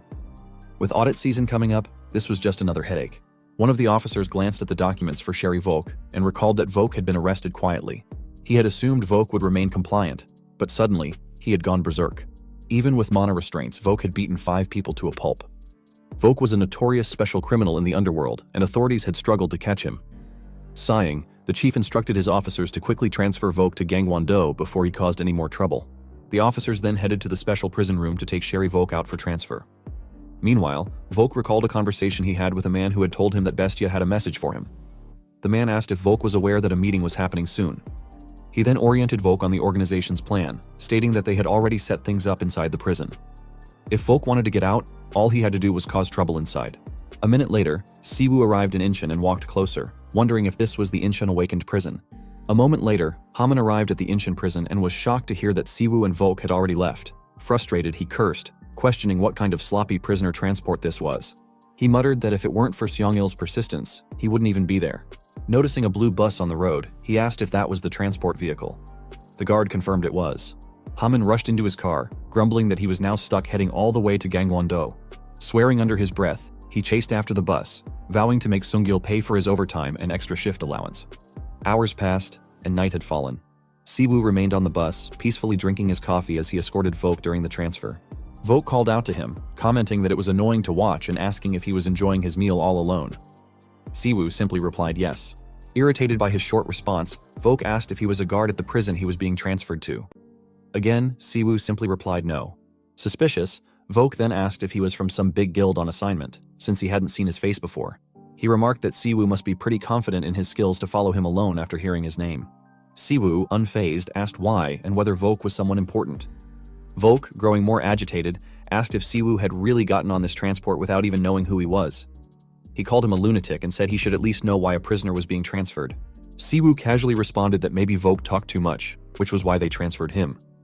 Volk cursed at him and proudly stated that he had beaten 5 awakened criminals to a pulp, even while wearing that damn heavy control device. He then asked if Siwoo was still not getting the picture and why he thought an A2 plus ranked awakened criminal was being transported in a regular vehicle, with only some cocky rookie as an escort. Siwoo finished his iced coffee just as Volk told him that he was screwed. Suddenly, the bus exploded and tumbled down the cliff beside the road. It finally came to a stop in front of an old man and a kid, who were waiting nearby, wondering if Volk had survived. The bus door burst open as Volk kicked it down, angrily calling out to the crazy old man. He asked if the old man really had to take him down too. Laughing, the old man told Volk that the Grey Wolf of Bestia wouldn't die from something like that. However, he added that Volk looked more like a little puppy than a wolf because of his collar, which only angered Volk further. Volk threatened the old man, asking if he wanted to lose his teeth. The old man chuckled and told him that he was still the same, still lacking a sense of humor. He then asked if Volk had taken care of the escort. Volk confidently replied yes, assuring them that he had made sure to kick Siwoo right in the temple when the truck took off. He said Siwoo was probably lying somewhere, brain matter spilling like coffee. Turning to the kid, Volk impatiently told him to hurry up and unlock the handcuffs. The kid warned him to stay still if he didn't want to lose his hands, explaining that mana engineering was delicate these days. With ease, the kid broke the handcuffs. Volk sighed in relief, shouting that he had thought he was going to suffocate. The kid, unimpressed, reminded him that he had only been locked up for a few months and was acting like it had been years. Suddenly, Haman appeared, ordering them to freeze. He remarked that he had been wondering why they kept taking sketchy backroads, but now he understood. Volk had made a real mess. Haman then thought to himself that if Siwoo had actually lost to someone like Volk, then he really wasn't much to begin with. He muttered that Sungal seriously had no eye for talent. Glaring at the group, Haman asked if they were some kind of gang and whether they wanted to talk now or after being beaten and dragged away. The kid recognized Haman and asked when he had started trailing them. The old man observed that no other hunters were detected nearby, meaning Haman was alone. Volk smirked and told them it was perfect, because it had been a while since he had a good workout. Haman positioned himself and shouted for them to quit whispering among themselves. He asked again who they were, but Volk simply told him that he didn't even need to know, because he would be dead soon. Volk then transformed into a bear wolf, a rank A+ entity. Haman was surprised to see that Volk was a transcendental awakened, but reminded himself that at the end of the day, if he beat Volk down, he was still just a human. Without hesitation, Haman activated his skill, Asura Diamond Barrage, a rank A ability that rotated internal mana to form an invisible armor around his body. It enhanced his martial arts and engraved the presence of a higher form of combat. Haman then began punching Volk repeatedly. Volk covered himself with his hands, wondering if this was an A-rank speed attack skill. He admitted that if he were fighting alone, it would have been troublesome. On the other hand, Haman was confused. He could feel his hits landing and he was sure he was dealing damage, so why wasn't Volk going down? Volk teasingly asked Haman if he was calling this a welcome back massage, but the kid scoffed, pointing out that for a massage, Volk sure got beat up quite a bit himself. The old man reminded them that backup could arrive at any moment and said they couldn't waste time brawling on the roadside. He then ordered the kid to finish it. The kid nodded and said he would tie Haman up. He then activated his 10-headed snake skill. Haman noticed the attack and tried to run, avoiding the approaching snakes. Mocking the kid, he asked what he thought he was going to do with a toy snake like that. But before he could react further, the snake wrapped around his body, preventing him from moving. Haman was then shocked when Volk appeared in front of him and launched a fist at him, sneering that the white lion wasn't so tough after all. Volk's punch landed squarely in Haman's stomach, making him kneel on the ground, trembling in pain. Volk then teasingly asked if Haman thought getting pampered in a big-name guild made him some kind of big shot. He sneered that in the underworld, Haman was nothing more than a weakling. Haman cursed loudly, shouting that Volk was talking big when it was 3 versus 1. Volk ignored him and kicked him repeatedly, telling him to stop whining. He mocked him, saying that he was the idiot who charged in when he should have waited for backup. The old man then told Volk that they didn't have time and to finish Haman off. Volk nodded, saying that he understood. He sharpened his claws and asked Haman if he had any last words, but assured him that he didn't care about his answer either way. Haman clenched his teeth tightly, knowing that he couldn't go out like this. Fortunately, something suddenly fell in front of Haman, destroying the snakes that bound him in the process. The kid coughed up blood from the impact. Siwoo then stepped forward and asked Haman if he was really giving up before his enemy even landed the finishing blow. He questioned whether this was really how Minjun had trained him. Haman was stunned to see him still alive. Siwoo casually explained that figuring out that little camera had taken him a while. He then asked which one was the live feed and which was the recording. Pri scoffed and asked Siwoo if his eyesight was going bad, telling him to get himself some reading glasses. Volk couldn't believe what he was seeing. He was sure that he had crushed Siwoo's skull. The old man observed that Siwoo hadn't even put up a fight before dying.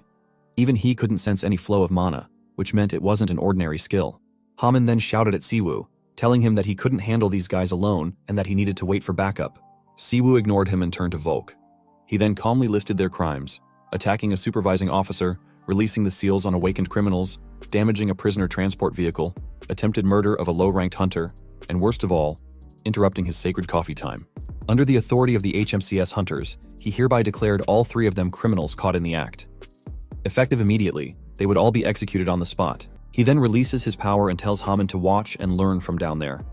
He lectures Haman that Asura is not a skill meant for pounding.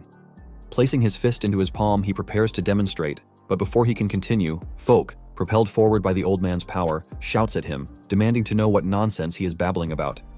As Volk closes in, he effortlessly lands a punch to Volk's face, sending him flying backward. While doing so, he remarks that Aura is a skill for piercing, then unleashes Asura Black Armored Blood Dance Wave, a technique of unknown rank, shocking Haman as he recognizes it as his master Minjun's technique. He dashes toward the falling Volk and comments that meat needs to be bled properly before it can be tenderized. However, before he can get closer, the old man intervenes, shielding Volk with Thunder Wall Strike, Maharaga, a rank A2+ skill. He halts just in time to avoid the attack. The old man, astonished that he managed to dodge Thunder Wall Strike, finds it difficult to believe. Noticing the old man skillfully double casting in battle, he acknowledges his expertise, remarking that he hasn't wasted his years. Pri then interrupts, demanding to know what that technique is, saying he has never seen a skill like it before and asking if it is something he can eat. He replies with a simple no, and explains that it functions like a single-use scroll, where mana is applied to a spell imprinted by its creator. He adds that it is expensive to produce, making it unattainable for broke hunters.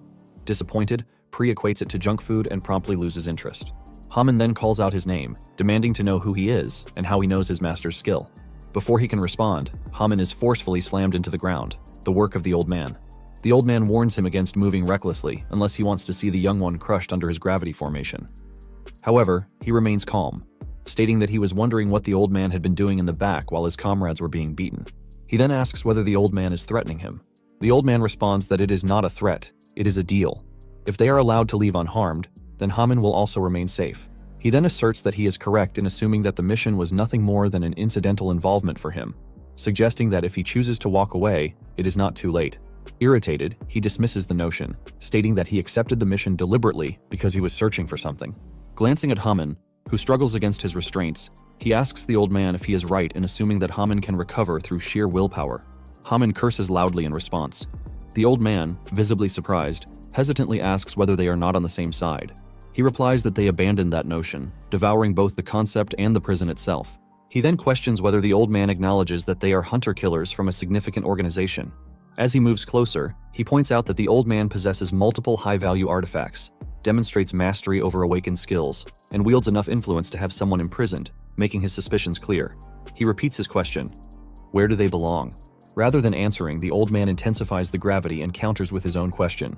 Who is he, and what does he want?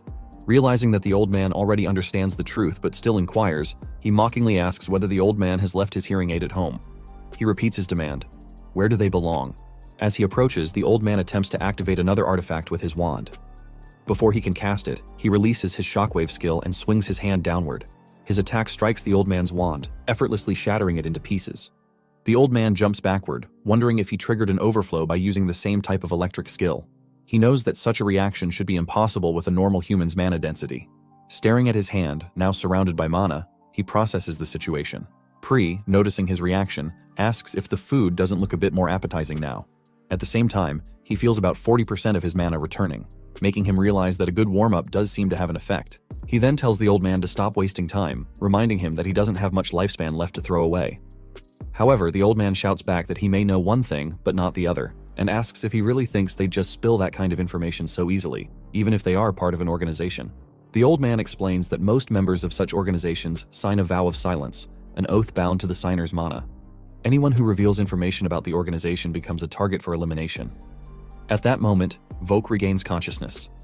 The old man calls him a dumb bastard, telling him that he's finally come to his senses.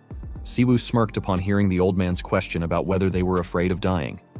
He then reveals his healing power, telling them that if that's the case, they shouldn't worry, because after dying 3 or 4 times, they'll get used to it. The old man, alarmed, shouts at Volk to do something, saying he needs to earn his damn keep. Volk responds with an "all right," before dashing toward him, determined to attack again. As he charges, he shouts that even if he dies, he'll rip him apart first. However, before Volk can get close, Haman punches him away. Haman then tells Volk that now the numbers are finally even. Volk, furious, snaps back that Haman should have just stayed down instead of interfering. But Haman simply asks what kind of sad whining that was, then shouts that he can finally go wild. Before the fight can escalate, Siwoo activates his slicing wind skill, a powerful wind-based attack that cuts through Volk and the old man at the same time, leaving Haman stunned. Siwoo then grabs the old man by the neck and asks him how it feels. He tells the old man that this is what death feels like. Without hesitation, he heals both the old man and Volk. He then asks the old man how many times he thinks he needs to experience it before answering his question. The old man, struggling to breathe, manages to ask who the hell he is. In response, Siwoo attacks them again, this time nearly killing them, only to heal them once more. Haman, witnessing everything, realizes just how insane it is. Siwoo is healing them right before they die, repeatedly bringing them to the brink of death and back. Haman thinks that if he were in their place, he'd rather just die outright. He begins to wonder just how absurd Siwoo's healing skill truly is. After repeating the cycle of near-death and healing multiple times, Siwoo asks the old man for the third time where they belong. Volk, broken and desperate, begs him to stop and urges the old man to just tell Siwoo everything. The old man, finally giving in, stutters out the name, Bestia. Siwoo smiles upon hearing the answer, while the old man stares at him in shock. He had his doubts, but after witnessing Siwoo's skill firsthand, he is now certain. Siwoo is one of the three masters who vanished long ago, the infamous mad dog, Min Siwoo. Siwoo then sits down next to the old man and tells him that now that their lips are loose, it's time to get to the real topic.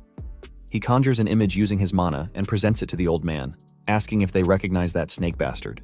The assassination organization. Bestia is a small but elite group of hunters specializing in assassination. Led by Crow, they are a force to be reckoned with, both in skill and the sheer number of assignments they complete. The old man had spent years lurking in the shadows as a first-generation hunter, so when he received an offer from such a powerful organization, he had no reason to hesitate. For killers belonging to a group, secrecy about their fellow members is the most basic rule. The moment they take the oath of silence, their life and death are in the hands of the organization. Loyalty is required until their head falls off. That is the law of their world. The old man knows that 15 years have passed since he joined Bestia, and he never once imagined betraying them. He would have sooner bitten his tongue and died. Yet, after experiencing true death multiple times, his lips loosened on their own. Finally breaking his silence, the old man tells Siwoo that the person he is asking about is one of Bestia's members, codenamed Black Mamba. Siwoo then shatters the image of Black Mamba in his palm, and finally pieces everything together. They are from the same organization. Siwoo then tells them that before anything else, he has a question. He asks whether they have ever been involved in an assassination request for Hunter Young Min Jun. When they fail to answer, he releases his killing intent, instantly stopping them in their tracks, making them tremble in fear. Volk feels Siwoo's killing intent as if his face is peeling off. He wonders, what the hell is that monster? The old man, struggling under the pressure, finally replies that they were not involved. He explains that although they are called an organization, they are barely more than a group of individuals. Collaboration is rare, and most members don't even know each other's identities or whereabouts. However, there is a reason they came to break Volk out of prison. The old man then explains that they were ordered to free Volk because the organization's biannual meeting is set to take place in a week. Their mission was to break Volk out of prison and attend the meeting together. Bowing his head respectfully, the old man then calls Siwoo Great Master and tells him that, if he wishes, they will reveal everything, the location of the meeting, how to infiltrate it, and will do their utmost to assist him. He then humbly begs Siwoo to accept them as his subordinates. Haman, outraged, shouts in disbelief, demanding to know what kind of nonsense this is. He then calls Siwoo boss, and asks if he is seriously considering taking in criminals. Siwoo, unimpressed, asks Haman since when he became his boss. Haman firmly replies that it was the moment he used Asura, pointing out that anyone can tell he is related to Master Min Jun. At the very least, he must be Min Jun's fellow disciple, his senior, or maybe even Min Jun's master himself. Haman then insists that Siwoo should not take in criminals, offering himself as a disciple instead. He admits that he may have been rude at first, but if Siwoo accepts him, he will become his hands and feet. Siwoo, uninterested, simply tells Haman to shut up for now. Haman immediately shuts his mouth tightly, not daring to speak further. Siwoo takes a moment to think. What he truly wants is information about that snake bastard Black Mamba. If he leaves these criminals alone, they'll likely be executed by the organization soon enough. However, if they leak his existence to Bestia first, it would be troublesome. After considering the situation, Siwoo agrees. He tells them that he will accept them as subordinates, shocking Hamin. The old man, relieved, thanks Siwoo and swears to remain loyal and never become a burden. However, Siwoo then states that there is a condition. Even if forced, someone who has betrayed once will betray again. Therefore, they must take the oath of mana. Volk, upon hearing this, is shocked. He knows that an oath of mana is a binding contract. Breaking it seals the mana core, rendering the person powerless. He protests, asking why he has to be leashed by another contract. But the old man, whispering, tells Volk to shut up and asks if he wants to die a dozen times again. He opens a magic circle beneath them and orders them to gather mana in their cores and state their names. The old man states that he is Red Ghost, and Volk follows by saying his name as well. Pre laughs and mockingly shouts that the food errand boy has now become his errand boy. He then tells Ghost and Volk that from this moment on, they are his limbs, and the price of their loyalty is his protection. As long as they are under the oath, their lives will be safe. He asks if they understand, to which Ghost responds with obedience while forcefully pushing Volk's head down. Haman, outraged, shouts and demands to know why he is accepting criminals, but not him. He continues yelling that if he does not accept him as a disciple, he will go straight to the association and report everything. Siwoo glares at him, eyes filled with killing intent, making Haman stutter and quickly apologize, insisting that he was just joking. He absorbs the contract into himself while confirming with Ghost that the meeting is in 1 week. He then calls for Haman and tells him that he will take him in as his disciple. Haman, filled with excitement, asks if he really means it. Siwoo confirms, explaining that they need as many hands as possible for what is coming. He walks away, leaving Haman behind. Haman, now smug, teasingly asks Volk and Ghost if they saw that and proudly declares that he is now the direct disciple of that great person. Siwoo reflects on their numbers, knowing that with 4 people it is just enough to cause chaos, but he still needs 1 more person to clean up after them. Days later, Incheon Prison. The chief of Incheon Prison demands to know how this even makes sense, questioning whether the prisoner from the transport vehicle really escaped and if Junggu even understands how dangerous Volk is. Frustration rises as the chief points out that the guards are completely unharmed, which means Volk must have simply run away. He mentions that HMCS has been making waves lately, but now he assumes it was all just hype. Junggu remains silent, remembering Siwoo's words about Volk being too fast to catch. He thinks to himself that if Siwoo is going to lie, he should at least put in more effort, wondering if Siwoo actually believes that simply saying cleanup is enough to fix everything. The chief then questions why the new escort officer has not reported in yet, shouting that discipline is a mess and that the responsibility falls entirely on HMCS. Junggu calmly responds, explaining that typically, 4 to 5 officers escort an awakened prisoner, and in cases involving transfers to higher security prisons, the number increases to 10. However, in this case, he specifically requested only 1 officer, excluding the driver, and the driver was from Incheon Prison itself. The chief, now visibly shaken, stammers while asking what Junggu is implying, before quickly insisting that the responsibility for losing the prisoner still falls on HMCS. Junggu cuts him off, stating that according to what he has heard, the new escort officer has already taken responsibility. He then reveals that just before escaping, the prisoner confessed to bribing the higher-ups in that very prison. The chief, now in shock, asks if it is true that the body cam was off, dismissing it as an obvious lie. Junggu stands up as several HMCS members enter the office. He informs the chief that while they cannot take Volk's words at face value, the accusation has now been made. Therefore, HMCS will conduct a full investigation into both the escaped prisoner and the prison itself. He then requests the chief's full cooperation. Later, Junggu is stunned when he sees him, but quickly regains his composure and reports that, as instructed, he has handled everything related to the escort mission. He also confirms that an investigation into the assassination group's bribery case has been launched. He looks at Haman, the old man known as Ghost, and Volk, the escaped prisoner from earlier, all standing before him. Before he can ask anything, Siwoo covers his mouth and tells him to shut up and sit down because there is a long story behind this. Once Junggu calms down, Siwoo announces that they will begin the mission briefing. He informs them that the following day, they will infiltrate the Bestia Assassin Organization's meeting. He explains that this is a major gathering where 8 top-ranked awakened individuals, specialized in hunting hunters, will convene. He states that the turncoats will now explain the details of the infiltration and instructs Junggu and Haman to listen carefully. Junggu tells him to wait a minute and questions whether they are really planning to infiltrate an assassination group's meeting with no official backing and with such a small team. He then asks what the objective of the operation is. Siwoo simply responds that the objective is obvious. It is extermination. The next day, inside Bestia's meeting hall, the members were all seated. Wolverine remarked that it was a rare sight, noting that attendance was unusually high today. Tigray, however, pointed out that Red Ghost and Volk were missing, meaning 2 members were absent, and the kid was dead. Wolverine scoffed and called Tigray a fool, explaining that he hadn't even counted the traitors. Hawkeye observed that neither Volk nor Red Ghost seemed like the type to betray the organization, making their absence a surprise. Puma, unfazed, simply stated that if they had turned their backs on Bestia, they might be worth eliminating. Porcupine, visibly angry, cursed Volk, calling him terrible for abandoning their planned trip to XX Land. Swearing vengeance, Porcupine declared that Volk would pay. Grizzly, uninterested in the bickering, told everyone that it was enough and that the decision regarding the traitor's punishment was up to their leader, Boss Crow. Boss Crow, rather than responding immediately, simply asked why. He said he enjoyed all their chatter, encouraging them to continue. Having 3 people absent from a long-awaited meeting was surprising, even for him. After a moment, Boss Crow asked if anyone else had something to say, but the room fell into fearful silence. Amused, Boss Crow then asked if they should settle things with a death match to decide who would deal with the traitors. At this, the room grew even quieter. Black Mamba finally spoke up, stating that Boss Crow's jokes were rarely funny and that she should stop. He added that the traitor's punishment could be scheduled and handled at any time, but the real issue was that they already knew the meeting's time and location. Wolverine, unconcerned, simply asked what 2 nobodies could even do, mocking the idea that they would storm in right now. Suddenly, the system alarm blared, alerting them of an intruder.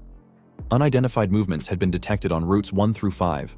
Boss Crow laughed upon hearing the alert and commented that this was proof of the old saying about speaking things into existence.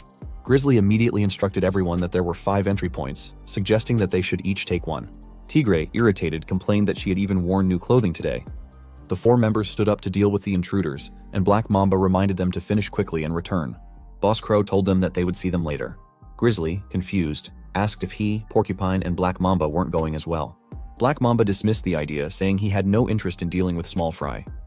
Porcupine, uninterested, pointed out that all the spots were taken anyway, so she would just stay and play a game instead. Boss Crow then turned to Black Mamba, commenting that in hindsight, he should have told them to bring back the intruders' heads for identification.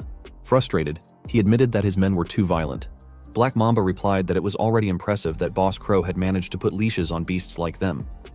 Meanwhile, Jong-gu, who had been hiding in the ceiling, was watching everything in fear. He thought to himself that he had never even won a 50,001 lottery ticket in his life, and now, somehow, he had hit the worst jackpot imaginable.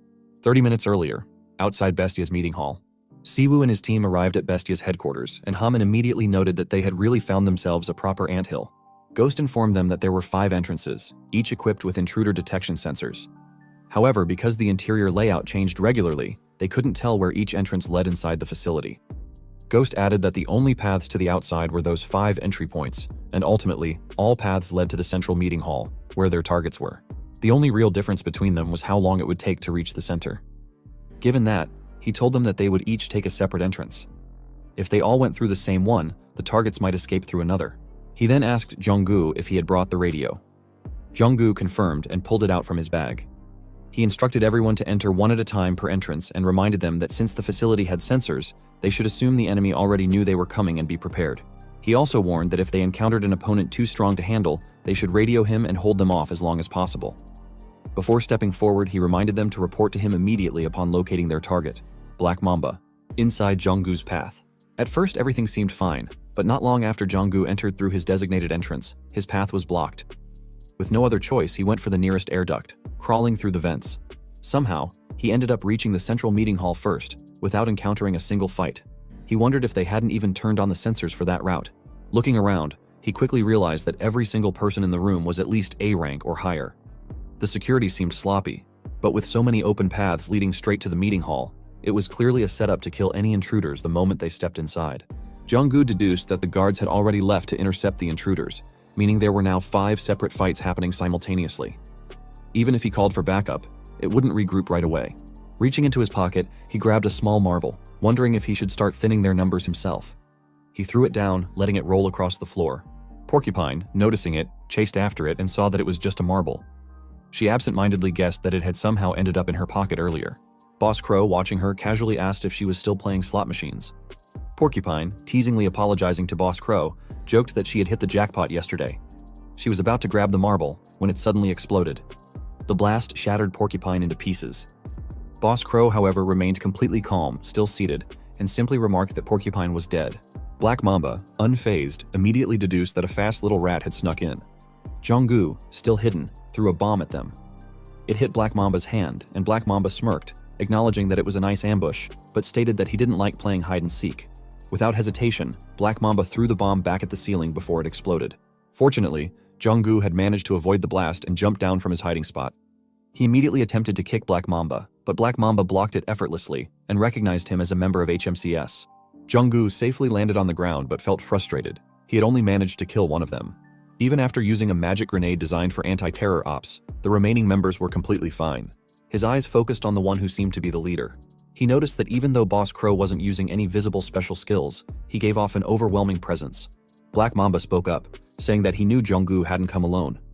He then asked if the traitors had run to HMCS and spilled everything. Jong-gu simply asked him back, what if they did? Black Mamba, unimpressed, replied that he would actually be impressed if they had. He remarked that risking their lives to leave the organization only to join something even more worthless was ridiculous. His words irritated Jong-gu, who threw something at him in anger, a set of knives aimed straight at Black Mamba's head. Boss Crow watched and commented that it wasn't a bad move. Black Mamba let the knives graze his face, remaining completely calm, and stated that he had almost forgotten Jong-gu's skill with psychokinesis. Jong-gu clenched his fists in frustration. He noticed that Black Mamba's skin was incredibly tough and that his regeneration was unnaturally fast. Even though Black Mamba was only reinforcing himself with mana, his speed and durability were insane. Suddenly, Black Mamba dashed forward. Jong-gu barely had time to react. Black Mamba, calling the fight a sufficient warm-up, closed the distance in an instant. Jong-gu was shocked at Black Mamba's speed and barely managed to cover himself with his arms before impact. The force slammed him into the wall, sending him crashing to the floor in pain. Black Mamba looked down at him and commented that he hadn't planned on leaving handprints on his vital organs, but since he was already bleeding, he guessed he had no choice. He then asked Boss Crow if he could kill Jong-gu now. Boss Crow simply replied no, stating that he would figure something out instead. Ignoring his injuries, Jong-gu immediately grabbed his radio and reported that he was engaging targets in the central hall. Before he could say anything more, Black Mamba kicked him down again, taunting that he was a little late in calling for help. Black Mamba then smirked and asked who was coming next. The HMCS branch chief? The traitor Red Ghost? The little wolf pup? Or perhaps all of them? At that moment, Ghost, Volk, and Haman appeared behind Black Mamba and launched their attacks together. Their attack caused a small explosion, but unfortunately, Black Mamba managed to jump away just in time to dodge it. He then calmly told them that the ambush was a bit unexpected, and that he couldn't believe they had gotten past Bestia's killers so easily. Black Mamba then turned to Boss Crow, remarking that she must be disappointed. Boss Crow replied that she thought she had picked some useful ones, but hadn't expected them to be that weak. However, Black Mamba suddenly sensed something was off. He observed their injuries and confirmed that there had been a fight, but he doubted they could have taken down Tigre or Grizzly so easily. Without warning, Black Mamba stomped the floor, causing it to shatter. The impact sent a powerful shockwave crawling toward them, breaking apart the ground beneath their feet. Haman rushed forward, calling Black Mamba a murderous bastard, and launched his fist at him, shouting that he was talking way too much. Black Mamba simply grabbed Haman's hand mid-attack and asked if he was Hunter Chu Haman from the White Lion Guild. He then questioned why someone like him was here instead of with HMCS. Before Haman could respond, Black Mamba threw him aside, sending him crashing onto the floor and bouncing hard against the wall. Black Mamba then addressed the group, stating that, no matter how he looked at it, something didn't add up. They didn't act like a unified team. They were just a bunch of misfits thrown together, coming from completely different backgrounds with no apparent reason to be working together. He then asked who was responsible, who had brought them all together. At that moment, one of the gates opened, and Siwoo appeared, dragging a battered Wolverine core along with his other teammates. Furious, Haman asked if Black Mamba was underestimating him, and then shouted at Jong-gu to get up and get his head straight. Jong-gu, still dazed, asked Haman how they had arrived so quickly. Haman explained that the moment he heard the radio, he rushed over, or at least, that was what he wanted to say. In reality, he had been fighting an enemy near the entrance when Siwoo suddenly showed up and ordered him to head straight for the center. Haman added that Volk and Ghost had likely been in similar situations. Until Siwoo arrived, they had to keep Black Mamba pinned down. Frustrated, Volk questioned how they were supposed to capture an A+ ranked Awakened without killing him. Ghost chimed in, noting that Black Mamba hadn't even used his abilities yet, and that something was off about the meeting hall. Ghost knew that in terms of speed and attack power, Black Mamba was practically the second strongest in Bestia. However, Black Mamba didn't have high-level detection or tracking skills, meaning he must have set something up in advance, or perhaps Bestia's leader had. Ghost also knew that Boss Crow's abilities remained a complete mystery to them, making it impossible to predict when she would throw in a wild card. Ghost then pulled out his wand and shouted to the others that he would take care of Crow, while they focused on capturing Black Mamba. Volk, who was in the middle of battling Black Mamba, cursed under his breath, frustrated that the dirty work always fell to him. Black Mamba kicked Volk down and, with a sigh, asked if anyone was actually going to answer his question. Haman then appeared behind Black Mamba and attacked again, while Ghost chanted a spell, shouting that until their master arrived, no one was leaving. Ghost activated his binding formation, and chains wrapped tightly around both Black Mamba and Boss Crow, who had remained seated, watching the events unfold. Crow asked Ghost if he was really forcing her to fight, but Ghost simply told her to stay still. Escaping from a legendary tear-binding formation wouldn't be easy, even for her. Crow, amused, commented that Ghost's new master must have pulled some strings for him, considering all the fancy new tools he had. She then remarked that betraying the organization as easily as flipping a coin was pretty cold. Suddenly, a crow appeared behind Ghost without him noticing. Crow then called out to Porcupine, asking if she had been right. To everyone's shock, the crow transformed into Porcupine and delivered a powerful kick, sending Ghost crashing to the ground. Volk rushed to Ghost in concern, while Jong-gu, stunned, stammered in disbelief, demanding to know what the hell was happening. He then shouted that Porcupine was definitely dead. The chains disappeared, freeing both Black Mamba and Crow. Black Mamba then told them that any further fighting would be a waste of time. They were all busy people after all. He added that no one knew when reinforcements might arrive, and they still needed to clean up what remained of the fallen organization. Without hesitation, Black Mamba transformed into a Draconian, an A2+ ranked skill, and declared that they would all have to die as soon as possible. Jong-gu told Haman that he would provide remote support, but Haman simply told him to stay put. His ribs seemed broken, and no matter how much firepower he brought, it wouldn't be enough to pierce Black Mamba's hide. For now, their best option was to run. Black Mamba swung his tail at them, but they managed to jump in time to dodge the attack. Haman attempted to counter while analyzing the situation. From their first clash, he had already suspected that Black Mamba's variant skill resembled Volk's, but the difference in mana density was overwhelming. He also noticed that Black Mamba was controlling the meeting hall as though it were an extension of his own body. In this fight, he was little more than a meat shield. Black Mamba's durability was far superior, leaving him with no option but to buy time. Haman observed that Ghost and Volk were in just as much trouble, meaning reinforcements were unlikely. Frustrated, he cursed under his breath, realizing that he had never been in a situation where he couldn't hold his own before. Black Mamba suddenly launched a punch toward Haman, but before it could land, a knife pierced his hand, halting the attack. However, Black Mamba simply healed himself, shocking Jong-gu, who had not expected him to be capable of elemental magic as well. Black Mamba rolled his tail around for another sweeping attack, but they managed to jump away just in time once more. Haman shouted to Jong-gu, warning him about a large stone overhead, but before he could react, Black Mamba appeared beside him and questioned whether he really had time to be worrying about others. Without hesitation, he slammed Haman into the floor. Black Mamba then appeared behind Jong-gu and remarked that Brightside hunters always made the same mistake. Wrapping his arm around Jong-gu's neck, he tightened his grip, choking him. He continued, mocking the idea that hunters believed skill ranks and mana levels determined the outcome of battle. Jong-gu struggled to breathe, but Black Mamba only teased him further, reminding him that they had willingly walked into the enemy's stronghold. He questioned whether they really thought there wouldn't be defenses set up in their own base. As Jong-gu's vision blurred, he glanced around and saw Crow idly watching while Porcupine attacked Volk, shouting that he was a liar and deserved to die. Black Mamba then revealed that the entire hall's floor was rigged with self-destruction, tracking, and enhancement formations as emergency contingencies. He stated that this was a snake's den, and the moment they had stepped inside, their fate had already been sealed. He advised Jong-gu to stop struggling and die quietly. However, before he could finish, Black Mamba suddenly sensed an overwhelming killing intent behind him. Acting on instinct, he leaped away, narrowly avoiding an incoming attack. Siwoo then rushed forward at an incredible speed, effortlessly pinning Black Mamba against the wall. Fury burned in his eyes as he finally declared that he had found him. Porcupine dashed toward him, shouting as she demanded to know who the hell he was. However, before she could react, he easily killed her with a thunder-based attack. Vrao, witnessing the scene, was amazed and asked if he had reverse-engineered all the magic circles in that space. He remained silent, merely glaring at Crow, while Pri shouted that it had only been possible because of him, and remarked that Crow was surprisingly slow-witted. Crow clapped her hands, seemingly excited, and commented that the hall had cost billions, yet he had reduced it to scraps in an instant. Black Mamba moved his hands slightly, stating that he was a little surprised by the rude entrance, but that now he finally understood. He then attempted to slash at him, but Siwoo jumped backward just in time to evade the attack. Black Mamba then asked if he was the one responsible for wiping out the killers and gathering those people.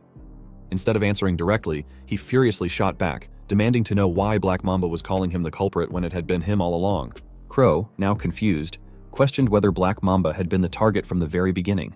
She turned to him, asking what kind of mess he had gotten himself into. Black Mamba, however, dismissed the idea, replying that it couldn't be, as he was simply a person who followed orders. But as he processed the situation, realization struck him. His opponent was here for revenge.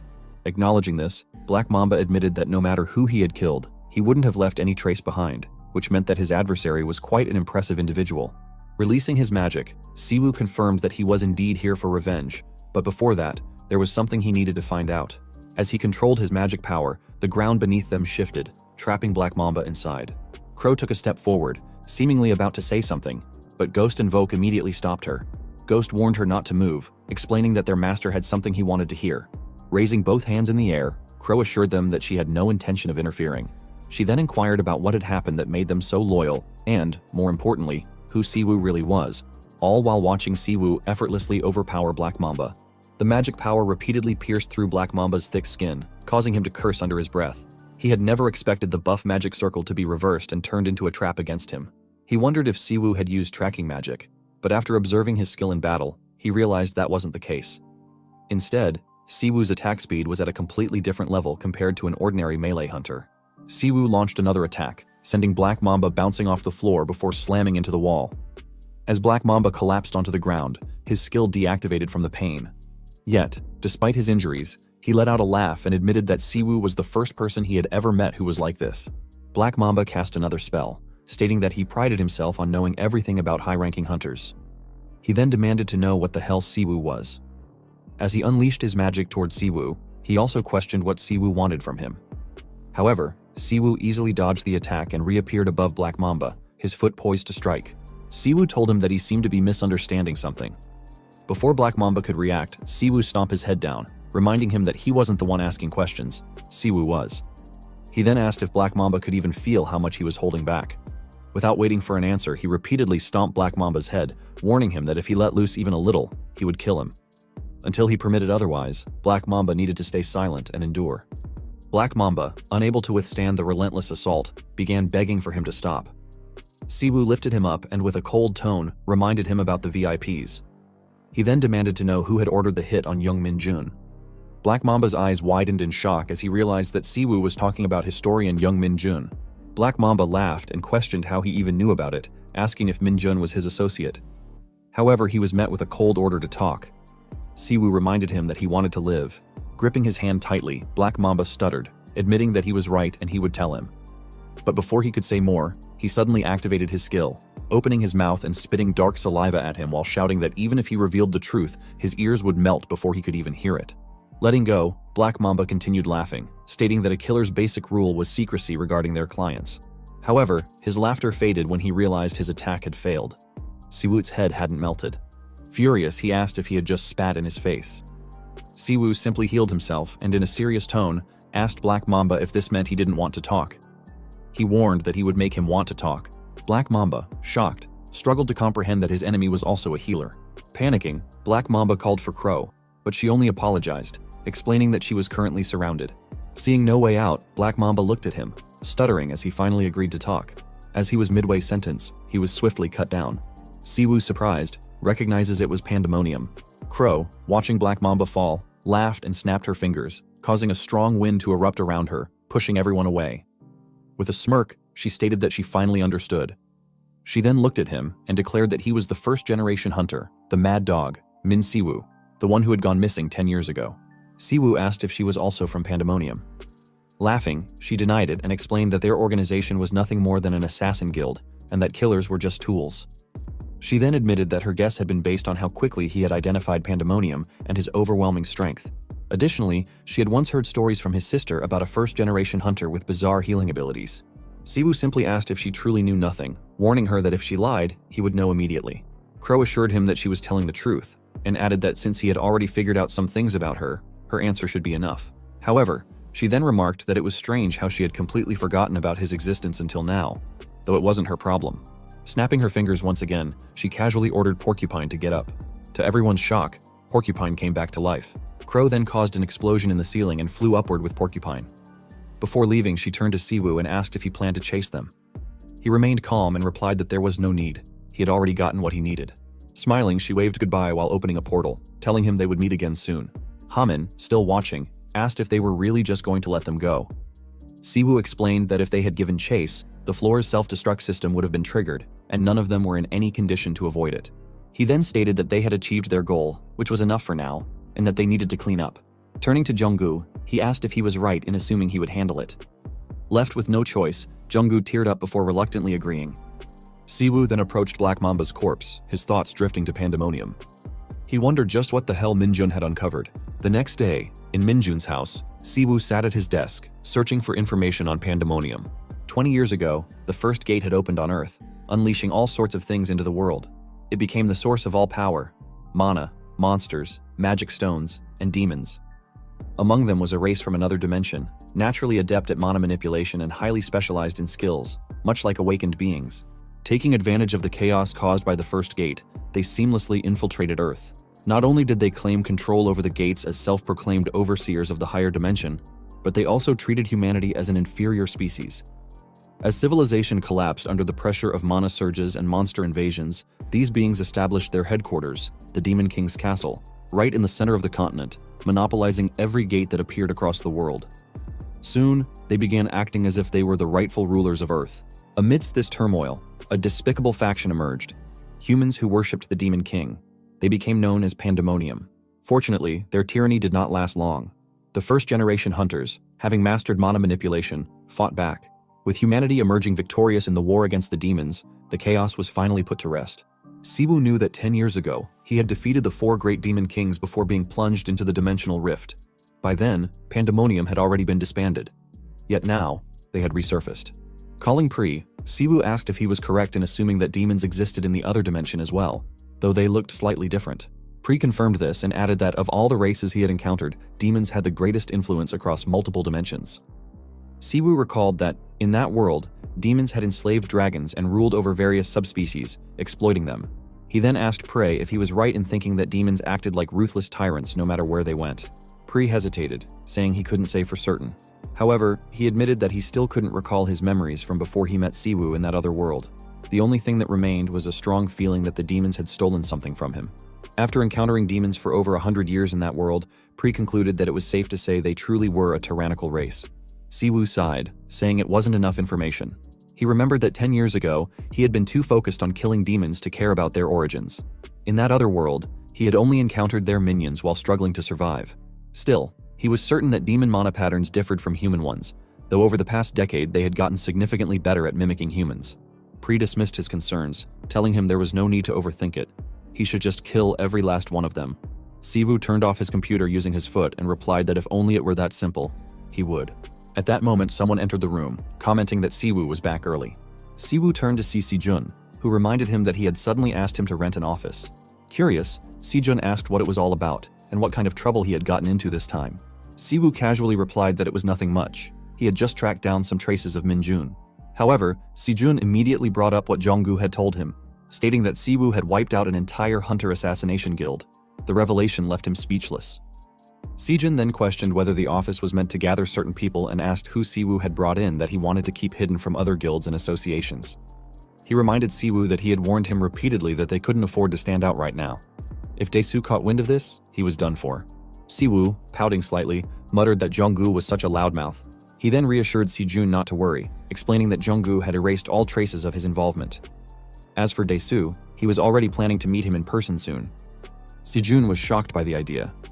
Siwoo explained that there were simply too many things on his mind, and if he confronted Daesu directly, Daesu wouldn't be able to make any unnecessary moves. Still concerned, Sejun asked if he was right in assuming that Siwoo wasn't fully recovered yet. He admitted that he couldn't stop him, but at the very least, he urged him not to be reckless. Siwoo approached Sejun as he spoke, telling him that 10 years had passed and the world had changed a lot. If he got into trouble again, Sejun wouldn't be able to save him this time. Grabbing Sejun from behind, Siwoo patted his head, assuring him that he could handle himself. He then teasingly asked why Sejun was worrying so much. Annoyed, Sejun shouted at him to stop, making Siwoo smirk as he jokingly asked if Sejun was actually trying to fight back now. Sejun agreed but reminded him to keep his promise, pointing out that he had agreed to train their guild's rookie hunters in exchange for the office space. He then asked if Siwoo remembered Jisoo, the hunter, and mentioned that Jisoo's awakening skill had turned out to be quite unusual and tricky. It would be great if Siwoo could check it out. Uninterested, Siwoo agreed and then changed the subject, saying they should eat now because he was starving. Sejun, surprised, asked if he was right in thinking that Siwoo had already eaten dinner and if he was some kind of black hole. Pri then chimed in, saying that he was hungry too and demanded to be fed. He added that Siwoo's pathetic mana wouldn't be enough, so he should bring him some chicken. Siwoo, exasperated, muttered that he felt like all this hunger was entirely Pri's fault. Before the conversation could continue, his phone rang. Seeing that it was Jonggu, he answered. The moment the call connected, Jonggu shouted, demanding to know why Siwoo had left his name out of the incident. Annoyed, Siwoo asked why he was yelling, if he hadn't already snitched everything to his brother, and if he had some kind of death wish. Junggu, ignoring his irritation, insisted that wasn't the point and asked if Siwoo even realized how big the case was.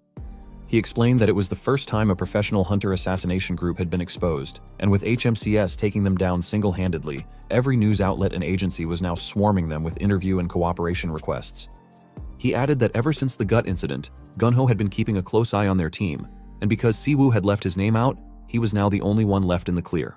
Siwoo asked if that wasn't a good thing, pointing out that Junggu was getting all the credit. Junggu, almost in tears, told him that it was far beyond just getting credit. He asked how he was supposed to explain taking down that many killers alone. Siwoo simply ordered him to coordinate his story with White Lion since Haman was from that guild. Junggu admitted that he had already tried, but White Lion's guildmaster, Sungil, was something else entirely. Crying, Junggu said he understood that the Imperial Guildmaster wanted to protect Siwoo, but given the previous prison break incident, it would be better if Siwoo stepped in himself. Siwoo agreed but told Junggu that he was eating right now. Wishing him good luck, he casually told him they would talk tomorrow. Junggu screamed in frustration, calling his name, but Siwoo simply hung up. Stepping out of his office, Siwoo sat down on the sofa. From the kitchen, where he was cooking, Sejun asked if it was Junggu on the phone. Siwoo confirmed it was and added that Junggu had said he loved his job and was so happy. He then looked at Sejun and asked how the demons had been behaving lately and if they were the same as 10 years ago. Sejun shook his head and explained that after the 4 great demon kings disappeared, the demons had actually proposed a peace treaty. Since then, they had stationed themselves in the polar continent, establishing institutions to study the mana that had seeped into the earth. He added that the demons hadn't caused any major incidents since, and that some nations even collaborated with them on research. Apparently, it was now extremely rare for demons to leave the polar continent, and they had been out of sight for so long that some kids nowadays thought demons were nothing more than urban legends. Siwoo was irritated upon hearing that the demons had actually submitted a peace treaty. Pri shouted that it sounded like a joke and that it was ridiculous for demons to be talking about peace. Siwoo felt the same, but he also knew that there were trashy humans too, and that not all demons were the same. Still, he couldn't shake the feeling that something was off. He had noticed that Crow used demon-like mana patterns, yet something about them felt different. It made him wonder if Crow was a half-blood between a demon and a human. However, he quickly dismissed the thought. Demons had only appeared on Earth 20 years ago, making it impossible. Picking up their group photo, he reflected on everything that had led to this moment. What had started as a mission to avenge Minjun had become something much bigger. As he followed Minjun's trail, he had the unsettling feeling that this fight would last far longer than he had ever expected. Later, Ghost, Volk, and Haman gathered in his office. Siwoo ordered them to circulate the mana in their bodies and focus, but at the same time, they needed to be aware of their Dantian. Haman, confused, asked what a Dantian was. Even after hearing the explanation, he admitted that it didn't really resonate with him. He questioned whether skill awakening wasn't something that just burst out when adrenaline was pumping. No matter how much he sat down and meditated, it didn't seem to improve his output at all. Instead, he asked if it wouldn't be better to just move his body intensely. Siwoo, clearly irritated, hit Volk on the head as he noticed him dozing off. He reminded them that they had begged him to train them, yet now that he had finally agreed, this was how they acted.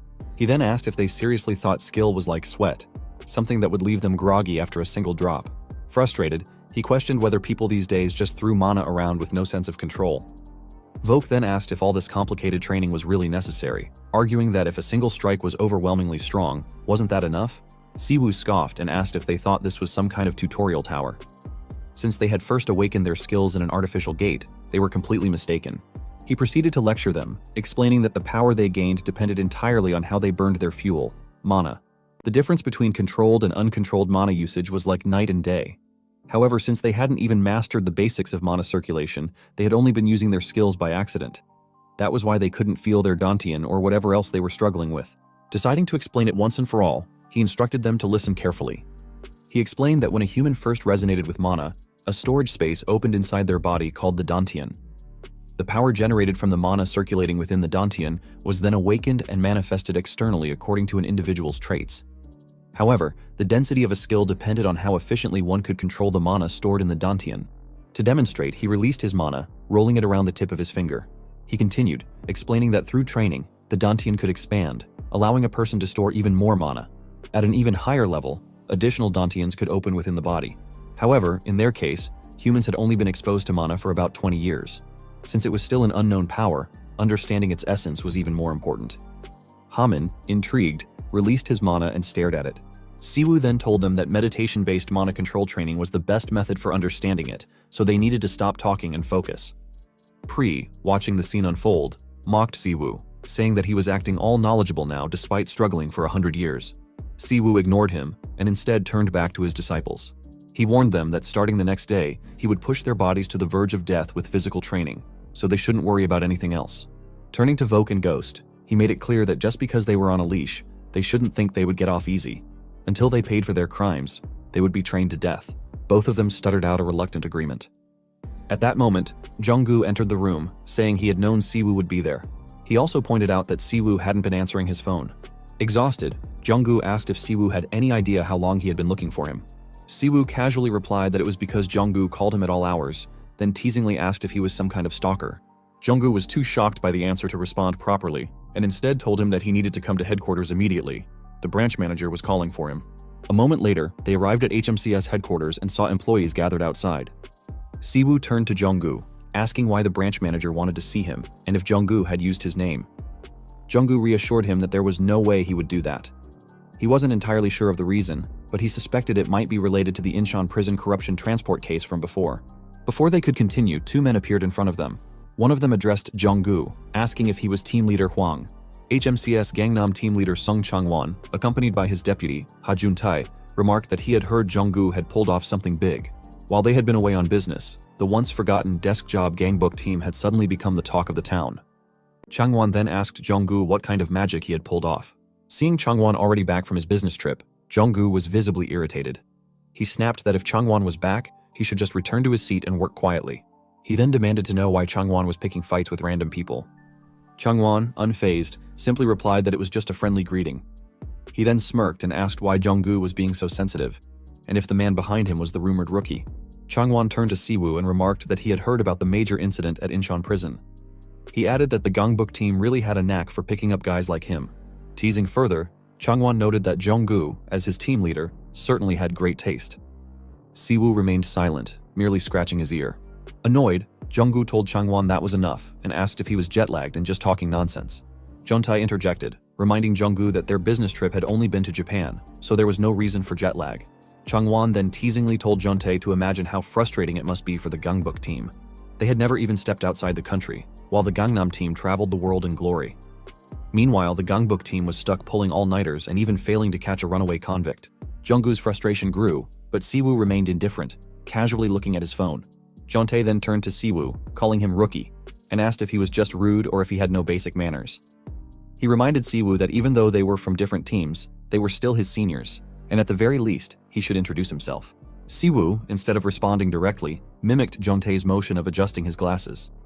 With a smirk, he asked Jun-tae and his sweaty senior to step aside, pointing out that they were clogging the hallway with their bloated muscle and excess water weight. He then asked Jun-tae if he even wore glasses for their actual purpose.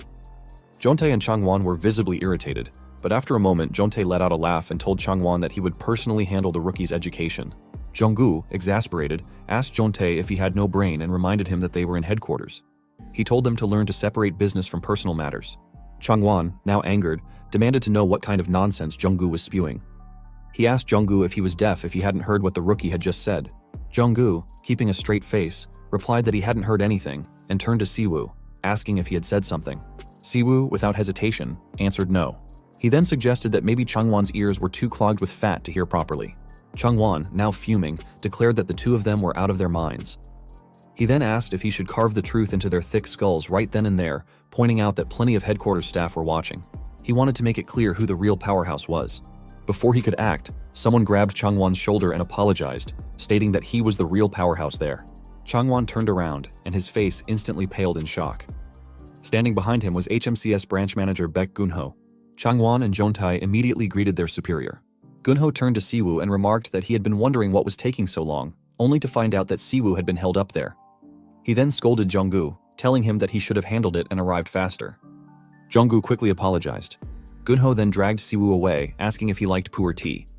He mentioned that since they had a special guest, he had prepared something nice. Chang-won tried to stop him, calling out to Gunho and attempting to explain the situation. However, Gunho remained calm and instead addressed Chang-won directly. He stated that he had recently heard rumors about how, during Chang-won's trip to Japan, he had demanded extra entertainment outside of official duties. He advised Chang-won that if he truly wanted to be a powerhouse, he should focus on his work first and stop wasting time on nonsense. Chang-won, defeated, could only reply with a reluctant yes.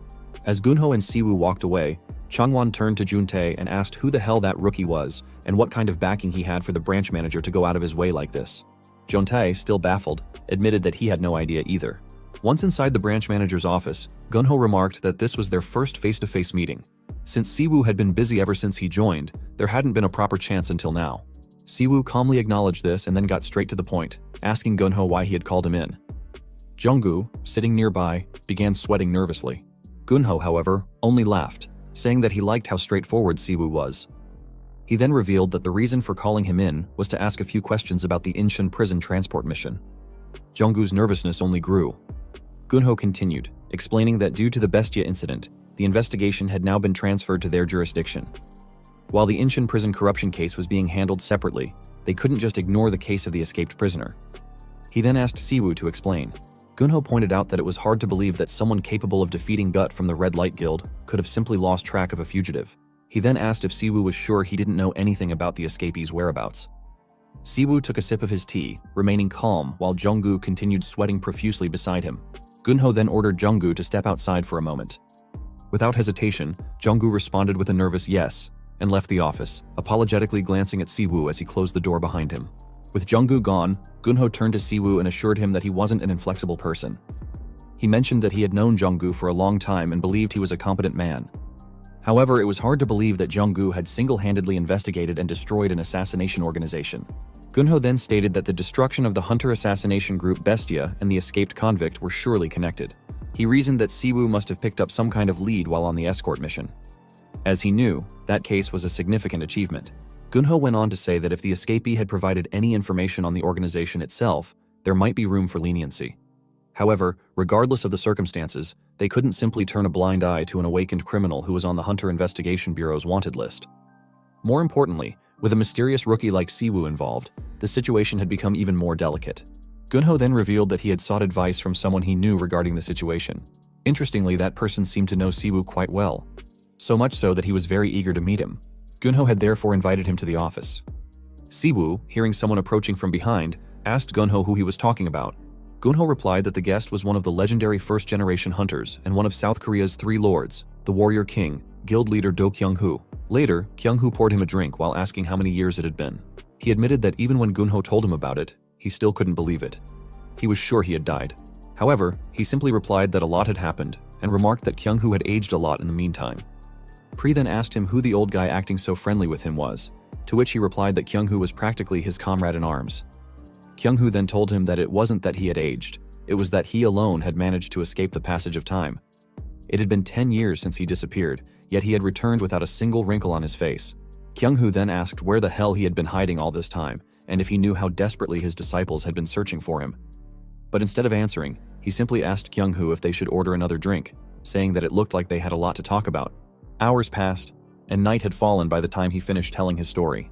Kyung-hoo admitted that, at this point, such stories didn't even surprise him anymore, but he still couldn't fathom how much time had passed for him.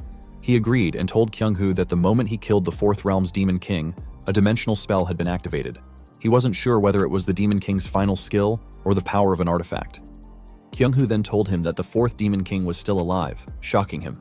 Furious, he slammed his fist on the table, demanding to know why humans and demons had signed a peace treaty if the Demon King was still alive.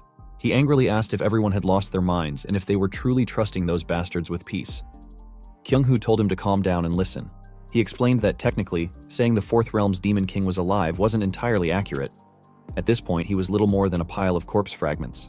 Back when he was still on Earth, the war between humans and demons had been raging for years, deepening the conflict between the two sides. However, after he had defeated the Fourth Realm's Demon King and disappeared, the demons had immediately proposed a peace treaty, claiming that the war had been solely the Demon King's intent and not the will of their entire race. But he didn't believe it. He told Kyung-hoo that it was more likely they had simply felt threatened after their leader was taken down. Kyung-hoo agreed but pointed out that the humans weren't in great shape either. Ever since the first gate had appeared, monstrous attacks had made even basic survival difficult, let alone maintaining communication. Kyung-hoo added that they had barely managed to close the gate, but half-baked awakeners had run wild, law and order had crumbled, and then the war with the demons had pushed everyone to their limits. In the midst of that chaos, the demons had been the ones to propose a peace treaty first, offering to help nations recover from the damage while also teaching them how to close the gates. An extraordinary offer. In exchange, they had requested the remains of the Demon King, whose power had been exhausted, as well as a designated territory in the polar regions where they could stay until they found a way to return to their dimension. At a time when gates and mana were still unfamiliar concepts, most people had believed that restoring peace and adapting to this new power was the best path forward for humanity. In the end, the proposal had been accepted, and the top-ranked hunters from each nation had gathered and agreed to the treaty. At the time, the hunter who represented South Korea in signing the agreement was Dae-soo. Since then, the demons had strictly remained within their designated territory in the polar regions, only emerging to provide support when necessary, and they hadn't caused any problems at all. Some first-generation hunters had remained skeptical of the demon's proposal and opposed it, but with him, the core of the human-demon war, gone, everyone had eventually scattered. Now that communication had been restored and the world was more stable, public interest in the demons had faded. Kyung-hoo then finished by saying that even he hadn't doubted them since, but now that he had returned, something about all of it felt off. He asked Kyung-hoo what he meant, to which Kyung-hoo replied that it was his existence. His name had been completely erased from all records over the past 10 years, and there were even widespread rumors among the first-generation hunters that Dae-soo had been involved in covering it up. Kyung-hoo added that his records had been so thoroughly removed that most second-generation hunters had no idea who he was or what he had accomplished. Even Kyung-hoo himself had barely been able to recall his face, until he saw him today. Kyung-hoo also tells him that they fought countless battles together as two of the three lords, and now that he thinks about it, being forgotten in just 10 years doesn't feel natural. He asks Kyung-hoo if he is suggesting that Dae-soo made some kind of additional deal with the demons. Kyung-hoo responds that it is likely because Dae-soo would have done anything to defeat him back then. Curses the shady demons in anger while considering the possibility that Dae-soo colluded with them just to erase his existence. He wonders why that proud bastard would go to such lengths. He then asks Kyung-hoo what the demons would even gain from erasing him, even if it were true, and remarks that a simple grudge over killing their demon king doesn't seem like a strong enough reason. Kyung-hoo reminds him that the demons haven't made a single move since and, if anything, have helped humanity adapt to mana, so for now, there is no clear reason to accuse them. Still, he angrily tells Kyung-hoo that the demons consider themselves the superior race across all dimensions. If only they hadn't acted like arrogant overlords, they might not have ended up at war in the first place. Kyung-hoo is left speechless. Kyung-hoo then tells him that his disciples probably know more about what happened back then and asks why he doesn't go meet them. He replies that it is easier said than done since they all scattered long ago.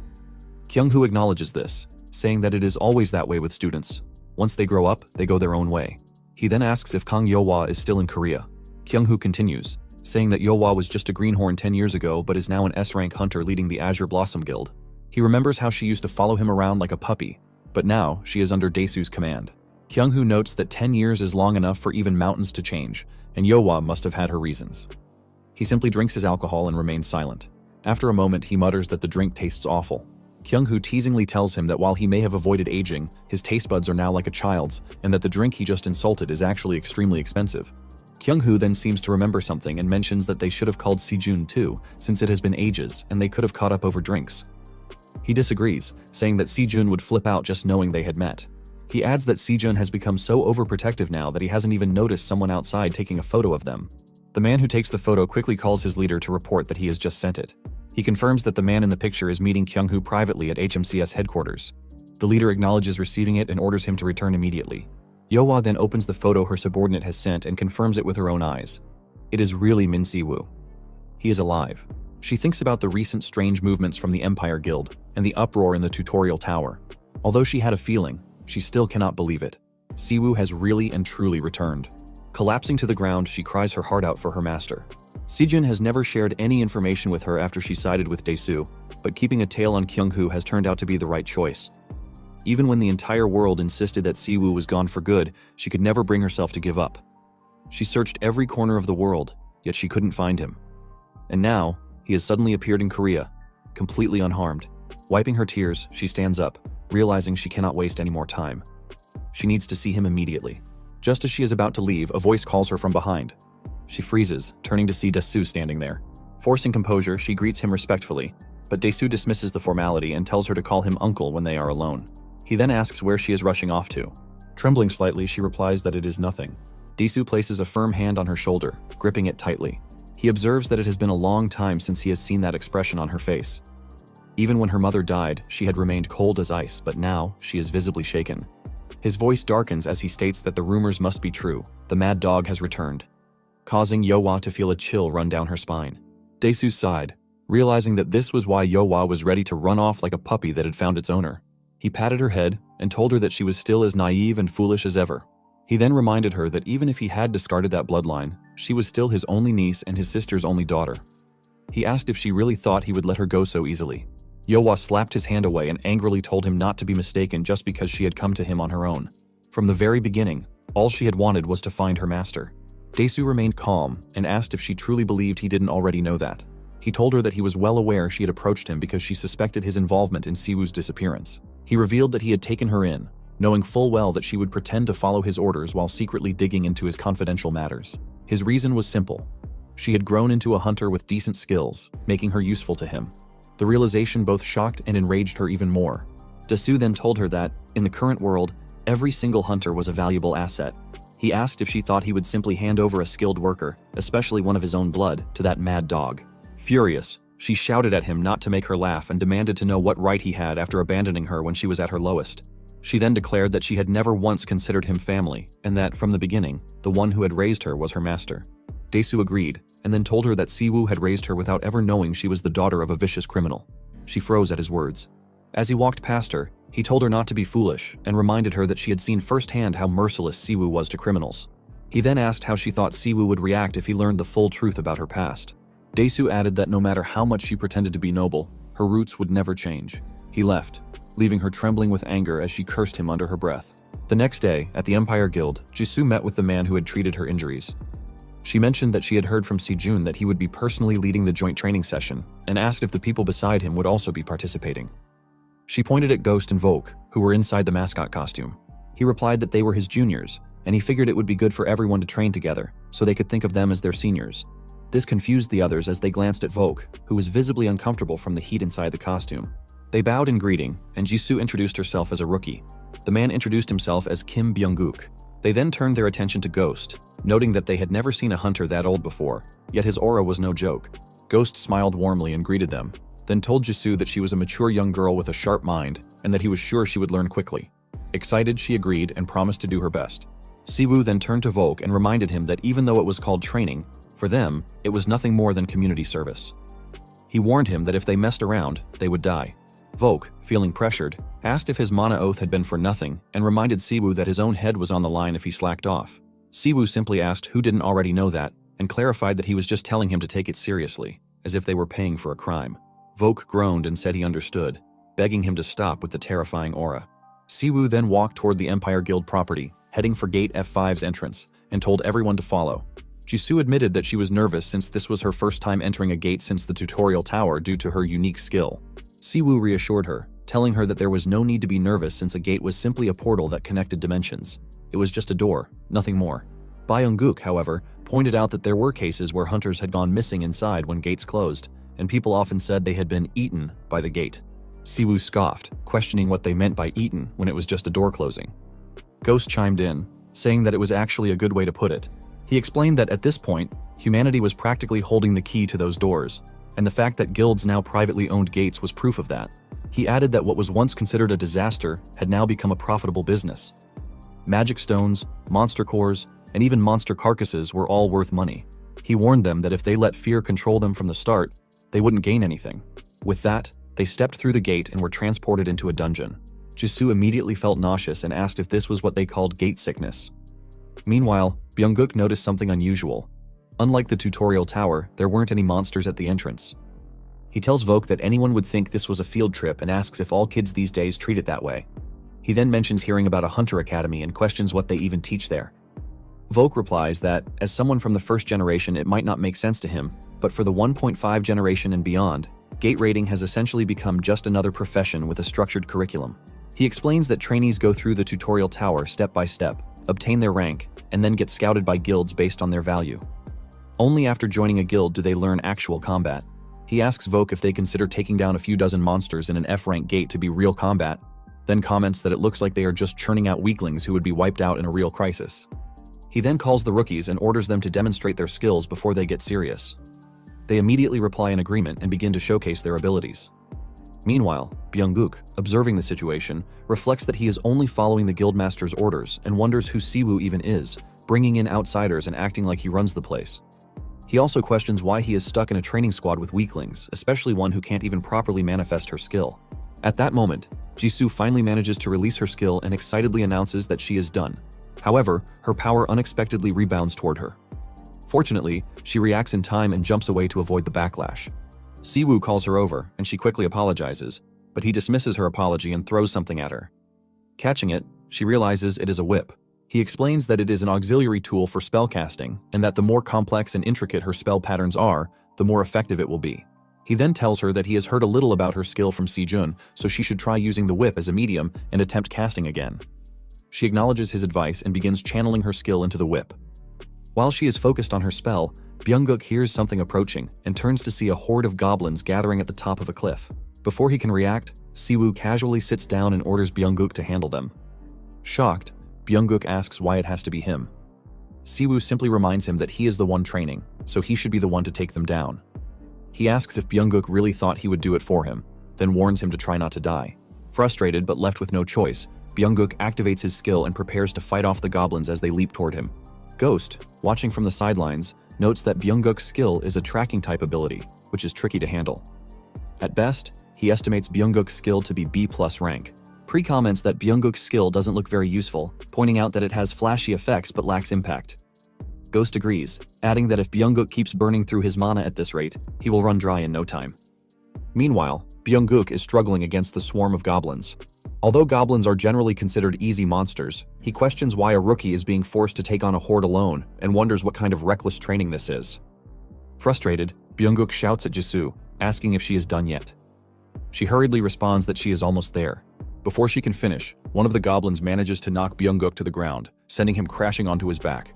With his mana nearly exhausted, he watches in horror as a goblin charges at him, its axe raised to strike. He screams in fear. Just in time, Jisoo completes her spell and activates her Beast Tamer skill. The spell takes hold of the goblin, and the creature suddenly freezes in place before kneeling to the ground. Byunguk collapses in shock as Jisoo excitedly orders the goblin to step back, which it obediently does. Overwhelmed with joy, she exclaims that she did it and eagerly asks Siwoo how it was, revealing that her skill is a tamer ability. Volk, surprised by the revelation, remarks that control-type skills are extremely rare. Ghost agrees, noting that even with the aid of an auxiliary tool, her skill itself is high rank with strong growth potential. Pri, growing excited, exclaims that there is finally something worth eating and declares that he wants it. He then adds that they already made a deal, so they should just take it now. Siwoo, however, ignores him and instead turns to Jisoo, questioning what she plans to do with just one controlled monster. At that moment, she notices goblins rushing toward her and quickly runs to Byunguk, shaking him in an attempt to wake him up. She frantically shouts that they are coming and pleads for someone to help her. Later, back at the Empire Guild, Jisoo thanks him for today. With an exhausted expression, she tells him that, thanks to him, she thinks she now has a better understanding of how to use her skills. Volk looks at her tired face and remarks that half of it is already gone. He then asks if she plans to walk home and tells her that he doesn't care if she can't, suggesting she asks Sejun to introduce her to another mentor. However, she shakes her head and disagrees. She explains that she truly means it. Before, she had been a bit conceited.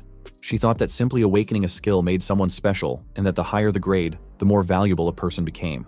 But today, she painfully realized that skills are just tools and a means to an end, not a reflection of who she is. No matter how good a sword is, its true value depends on how well it is wielded. She adds that she now understands how crucial it is to train and adapt to mana itself. He tells her that if she gained anything from the experience, that's enough. He encourages her to keep working hard, and if she needs help, to seek it from that bear or the old man. Then, he suddenly notices an increase in people around them and asks if they are from another guild. Jisoo replies that she heard there is an ongoing negotiation with the Azure Blossom Guild regarding stakes in a recently discovered gate in the Middle Eastern desert, and that it seems the dispatch team has arrived. Just then, he notices someone from the Azure Blossom Guild. He then walks past her. Meanwhile, one of Yohwa's subordinates reports to her that, according to findings, the newly discovered gate is different from ordinary ones. When they and the Empire Guild first explored it, they found the corpses of the initial hunter group inside. However, unlike usual cases where hunters are killed by monsters, their bodies were intact on the outside while their internal organs had ruptured. Yohwa is confused, noting that unless something was physically placed inside them, there should be no reason for such a phenomenon. Suddenly, someone calls out to Yohwa, saying that they finally meet. She turns around and sees that it is Siwoo. Siwoo tells her that her master has returned, yet she isn't even going to greet him. She is speechless at first, but then shyly acknowledges that he has returned.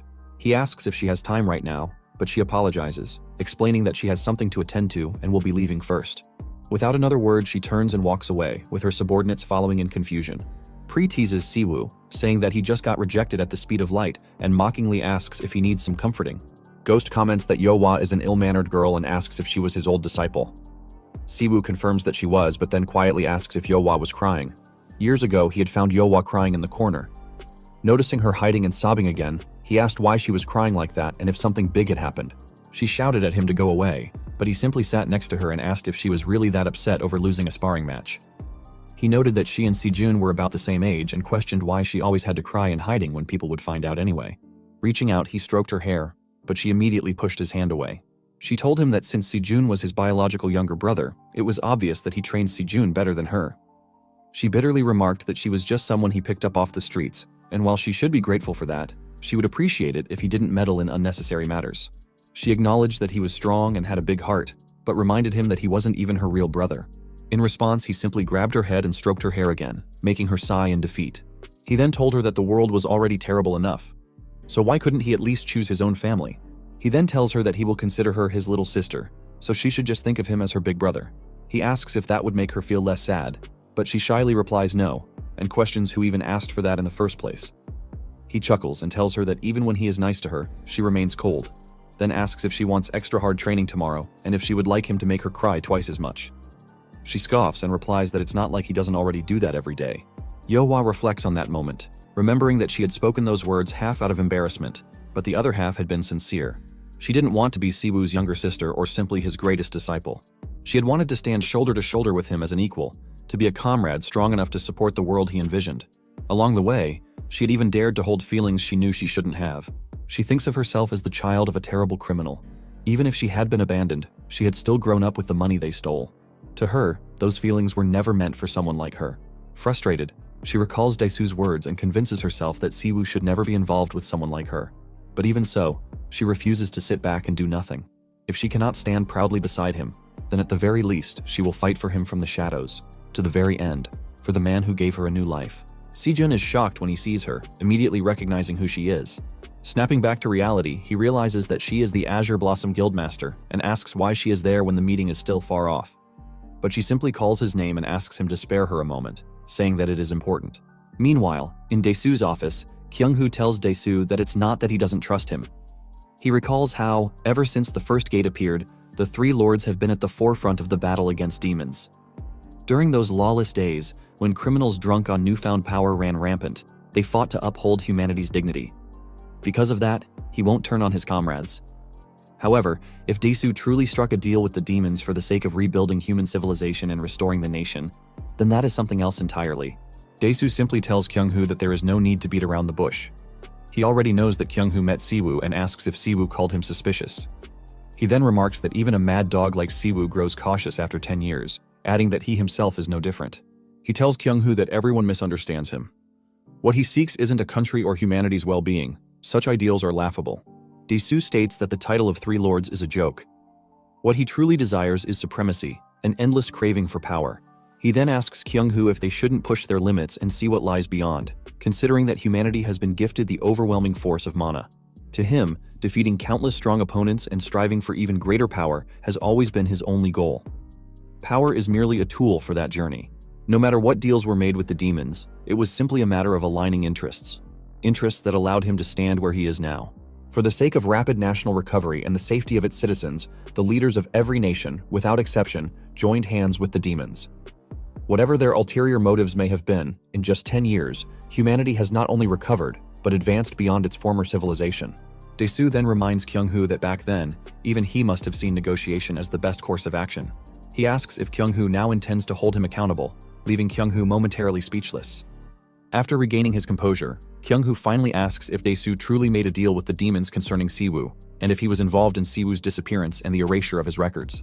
Daesu scoffs, calling the idea ridiculous, and states that he has nothing to hide. If Siwoo has returned, then that just means he finally has the chance to crush him once and for all. He then offers Kyung-hoo a three-way confrontation if that's what he wants. Before Daesu can say more, he suddenly hears Siwoo's voice commenting that this actually works out perfectly. Shocked, Daesu immediately turns around and sees Siwoo floating in the air. Siwoo tells him that he has a few questions of his own, adding that it has been a long time since they last saw each other. He aimed his palm at the window, shattering it into pieces with a burst of lightning. Despite the dramatic entrance, Dae-soo smiled broadly upon seeing him. Stepping inside the building, he remarked that Dae-soo lived in such a high place, but coming through the front gate was a hassle with all the procedures. He decided to get straight to the point before Dae-soo's annoying bodyguards could gather. He asked Dae-soo directly if he had teamed up with Pandemonium and sent him to another world 10 years ago. Dae-soo, unfazed, teased him, asking if that was all he had to say after such a flashy entrance and mocking him for having become boring. Frustrated, he threatened to flip the entire building upside down and called Dae-soo One-Eye, demanding he answer the question. Dae-soo laughed loudly, commenting that his arrogant attitude hadn't changed a bit. He noted that 10 years had passed, yet there wasn't a single crack on his face, suggesting he must have had an enjoyable trip to another world. Dae-soo then asked what was so unfair that he had to break the window to barge in. Suddenly, he hurled a pot of plants at Dae-soo, scratching his cheek. Angrily, he asked if he should rip Dae-soo apart and scatter his limbs across different dimensions. He warned Dae-soo that if he valued his life, he should answer the question. He repeated his demand, asking if Dae-soo had ever teamed up with the garbage organization Pandemonium or had any involvement in young Minjun's death. He furiously warned Dae-soo that if he messed with Yeonhwa or his disciples, he would be finished. Dae-soo, however, only smirked and burst into laughter, shouting that this was more like it. He had missed the bloodthirsty battlefield vibe he brought. Dae-soo then released his aura, explaining that while he had been taking it easy in another world, Dae-soo had been using his position to fight strong hunters from around the world and grow stronger. He confidently declared that the killing intent of an old rival no longer fazed him. It wasn't enough to make his blood boil as it should. Dae-soo unleashed his dark power, teasingly asking if he was still someone who could burn hot enough to make risking their lives worthwhile. In response, he simply asked if he needed to punch another hole in Dae-soo's mouth to get an answer. Just as they were about to attack each other, Kyung-hoo intervened, stopping them in time. He shouted at them to calm down and think about where they were and the gravity of the situation. Kyung-hoo reminded Dae-soo that he was an SS rank hunter and a representative of the nation. Starting a fight in a civilian area was unacceptable. He asked if Dae-soo understood the weight of his position. Turning to him, Kyung-hoo reminded him that even though he was currently with HMCS and his safety was guaranteed by the Empire Guild, this wasn't like the lawless days of the past. A fight between hunters would attract too much public attention. Kyung-hoo warned him that if he didn't want his brothers branded as part of a guild that attacked the government, he should stop. This reasoning calmed him down slightly. Dae-soo too settled down, though he remarked that everything felt as boring as ever. He reminisced about the old days when they could fight and kill without restraint, always baring their teeth at each other and battling for dominance whenever they had the chance. Dae-soo then asked him if he also thought it was a dull era. He admitted that since he had made his blood boil, even if just for a moment, he would answer one thing. Dae-soo assured him that he had nothing to do with young Minjun's death, and that Yeonhwa had come to him of her own will. Teasingly, Dae-soo asked if it was really his fault if his disciples turned out poorly. With that, Dae-soo turned around and walked away, telling him that if he had more questions, he should come find him properly next time. Dae-soo promised to prepare a place where he could go wild as much as he wanted. He remained silent, and Kyung-hoo sighed in relief, glad he had successfully stopped the clash between the two powerhouses. A moment later, the elevator stopped on the 8th floor, and Dae-soo stepped out. A guard nervously reported that they had detected unusual sounds from the upper floors, but Dae-soo cut him off, reminding him that he had already told them there was no one on the continent strong enough to threaten his safety. He ordered the guard to leave it alone. The guard bowed and apologized immediately. Dae-soo then instructed the guard to contact the Immeasurable Legion, prepare an A-rank gate, and bring Yeonhwa to him. 7 hours earlier, Sejun had been watching a video on his computer when Yeonhwa entered. He asked her what it was about. She reminded him of the recently discovered gate they had found together and informed him that several hunter corpses had been discovered around it. The autopsy revealed that all their internal organs had ruptured at a cellular level. Yeonhwa speculated that the hunters had either fought someone with a specific skill or ingested something toxic. However, the real issue was that all the hunters were connected to a mysterious trade guild called IZ. She explained that IZ operated near the newly discovered gate and was so low profile that she had never heard of it before. There was barely any data on IZ, but rumors suggested that the guild's leader was a demon. This surprised Sejun, and he asked where she had heard such rumors. Yeonhwa replied that working close to the government meant hearing a lot of things. She told him it was up to him whether he believed it or not, as she would be handling the matter independently. She turned to leave, adding that they were definitely making moves and she would update him as soon as she learned more. As she walked away, Yeonhwa informed him that Dae-soo was keeping an eye on their guild, so Sejun shouldn't contact her unless she reached out first. Sejun stopped her and asked why she was doing all this, but she simply told him to keep it a secret from her master and that she wasn't planning to return. This confirmed Sejun's suspicion that Yeonhwa hadn't stayed under Dae-soo for 10 years without a reason. He sat back down, wondering why she was acting this way now. Even if she had joined Dae-soo to search for traces of Siwoo, now that Siwoo was back, her behavior didn't make sense. Sijun knew Siwoo trusted his 3 direct disciples completely, but to him, they all seemed burdened by their own secrets. He couldn't bring himself to trust any of them fully. Frustrated, Sijun held his head and called out Yeonhwa and Xiaolong's names, asking aloud what they were thinking. Suddenly, Siwoo arrived, having overheard his question. Siwoo asked what was going on with Yeonhwa, causing Sijun to stand up in shock. Siwoo pressed him, asking if Yeonhwa had said something and firmly telling him not to hide it. He demanded to know if something had happened to Yeonhwa. Meanwhile, outside, Yeonhwa was preparing to leave when one of her members approached and apologized for interrupting. The member reported that Dae-soo had urgently summoned her. Yeonhwa cursed under her breath but responded that she understood and was on her way. 10 years ago, shortly after Siwoo's disappearance, Dae-soo was speaking with a demon. He asked if the demon wanted his cooperation in erasing all memories of Min Siwoo. Hikatan, a subordinate demon of the Second Lord of Calamity, agreed. He explained that Siwoo was the only individual who had pushed the 4 Lords of Calamity to the brink of death. To maintain control over demons with strong autonomy, the Demon Lord's authority had to remain absolute. A humiliating record of the Demon Lord nearly losing to a human would pose a dire threat to their rule. Hikatan added that while the war was over, it was still a time of chaos. Upholding their agreement and maintaining order among demons would benefit both sides. Dae-soo responded that the proposal was absurd. Just because they had accepted the terms of the treaty, the demons seemed to have forgotten one crucial fact. The war had ended with humanity's victory. He questioned why they should even consider helping demons who were now exiled to the polar regions under the agreement to rebuild the damage. Hikatan, however, countered that they had been observing Dae-soo for some time. They knew that deep down, he must regret that the war had ended. Hikatan pointed out that Dae-soo had discovered a new power with limitless potential, but the time when he could wield it freely, without laws or restrictions, had come to an end. He told Dae-soo not to bother pretending otherwise, as the truth was that he simply wanted to fight stronger opponents. Hikatan assured him that they could help him reach the pinnacle of Mana's ultimate form. Dae-soo was momentarily speechless. He asked if the demons would go that far just to erase the fact that their lord had lost. Eventually, he accepted Hikatan's proposal but questioned whether they had considered that if he became stronger, he would pose an even greater threat to the demons. Hikatan explained that unlike humans, whose lives were fleeting, demons had much longer lifespans. Their perspectives were vastly different, and their goal was simply to uncover the true nature of Mana and the dimensional gates. With that, Hikatan turned and walked away, telling Dae-soo they would wait for his favorable response and calling him the strongest hunter in Korea. In the present, Dae-soo was inside an F-rank gate owned by the Infinite Number Guild, waiting for his guard to report. The guard informed him that they had secured an empty gate with no search value, as requested. The guard added that the gate belonged to the Infinite Number Guild under Dae-soo's ownership, and public access had been restricted. They confirmed that no living entities remained inside.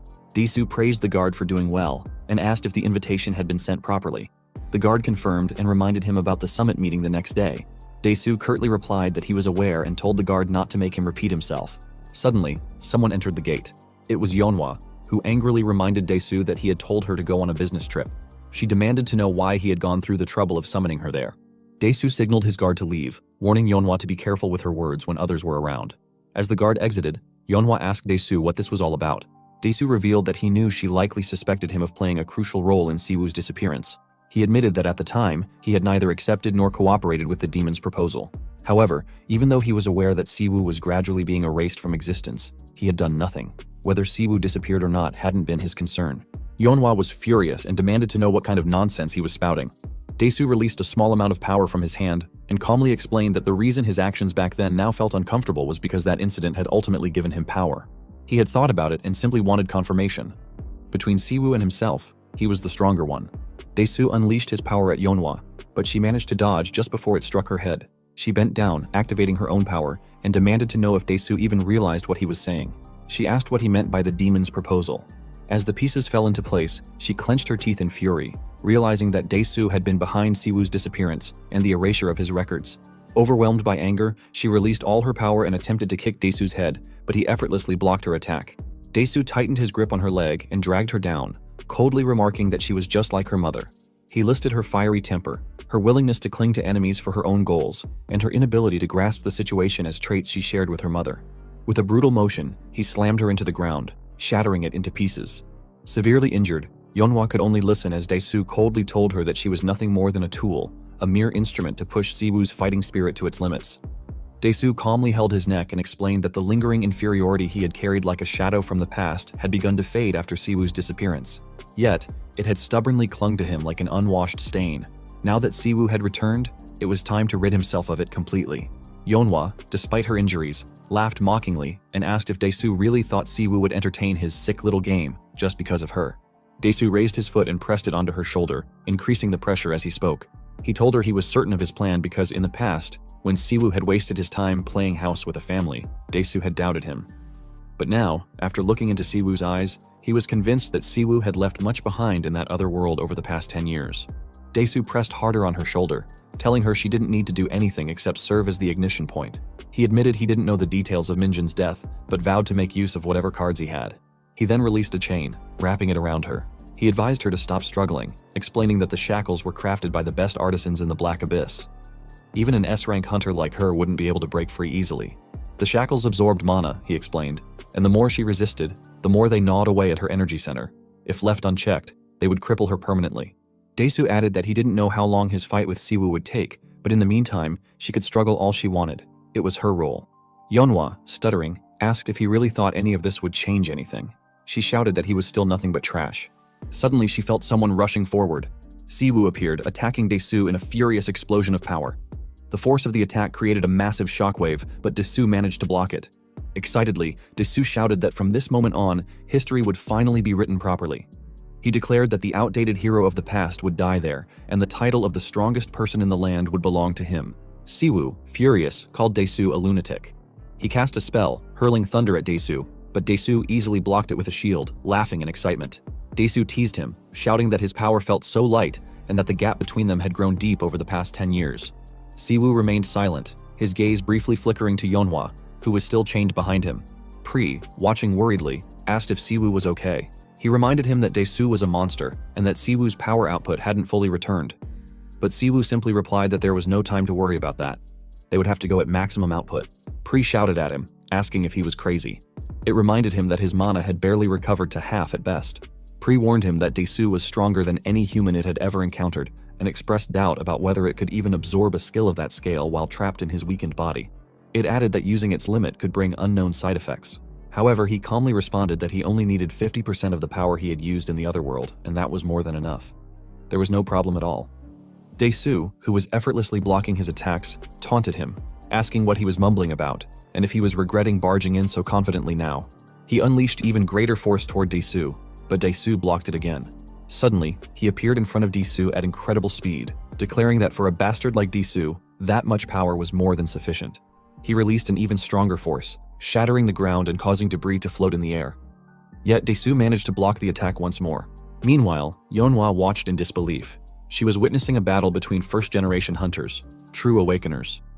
Their casting speed was so fast that even keeping up with the fight was difficult. She had always known there was a power gap, but she never expected the difference between S-rank and SS rank to be this vast.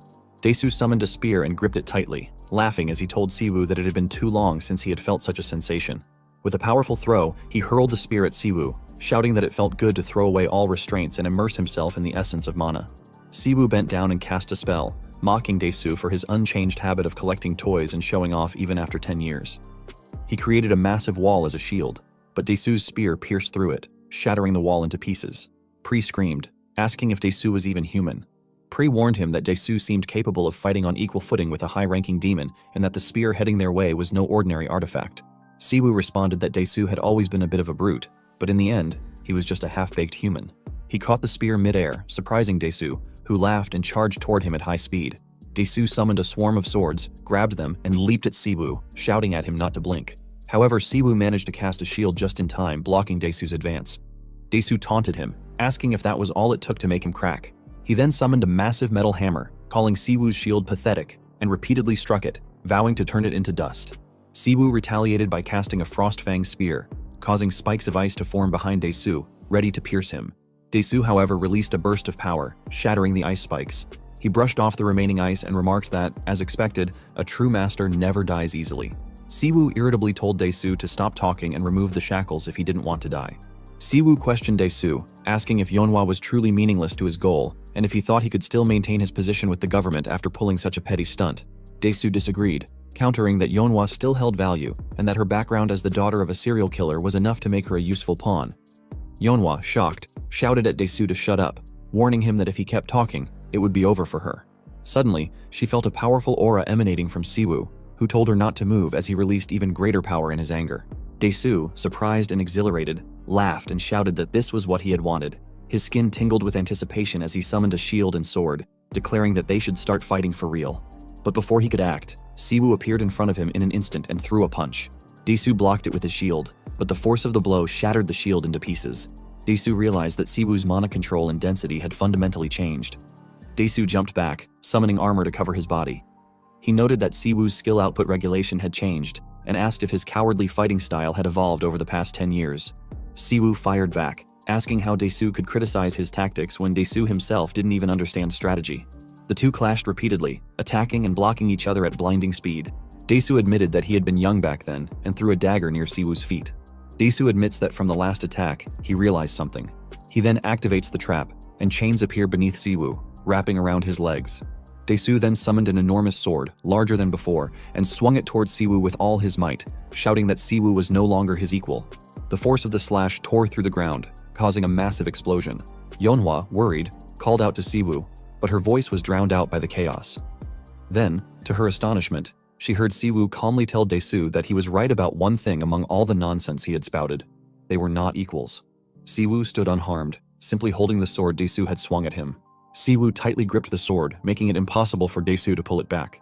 Dae-soo knew the sword he was holding was a legendary artifact, a great sword capable of slicing through entire buildings. Yet, it didn't even budge in Siwoo's hands. Siwoo lifted the sword effortlessly and asked Dae-soo if he had really been fighting for 10 years. Then, with a swift motion, he punched Dae-soo in the side, declaring that he himself had been fighting for 100.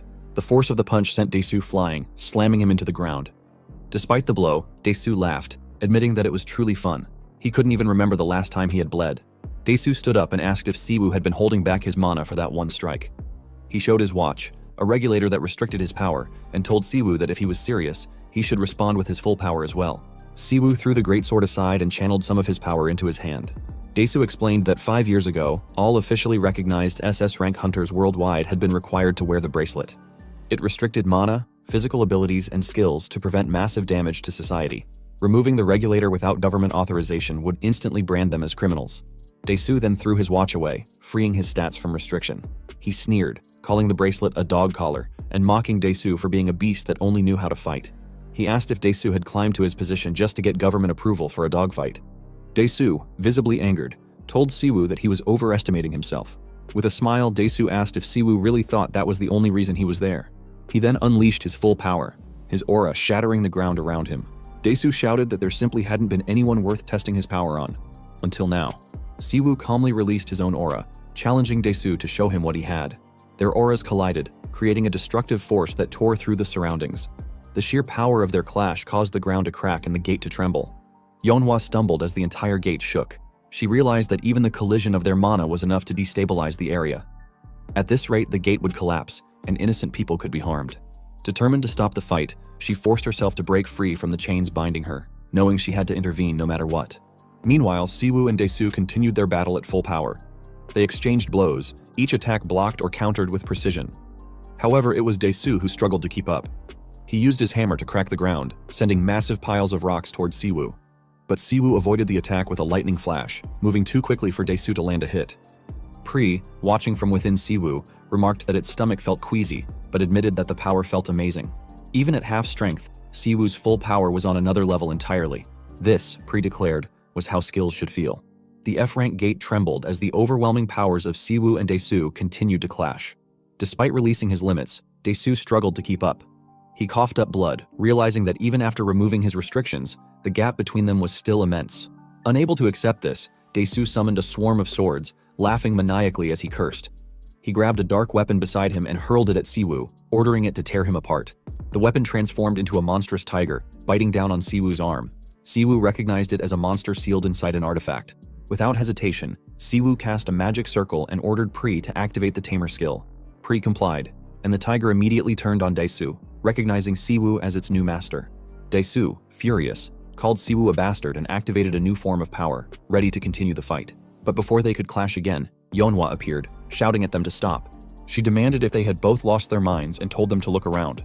The gate was on the verge of collapsing, and the sheer amount of magic spilling out could have catastrophic consequences if it reached the outside world.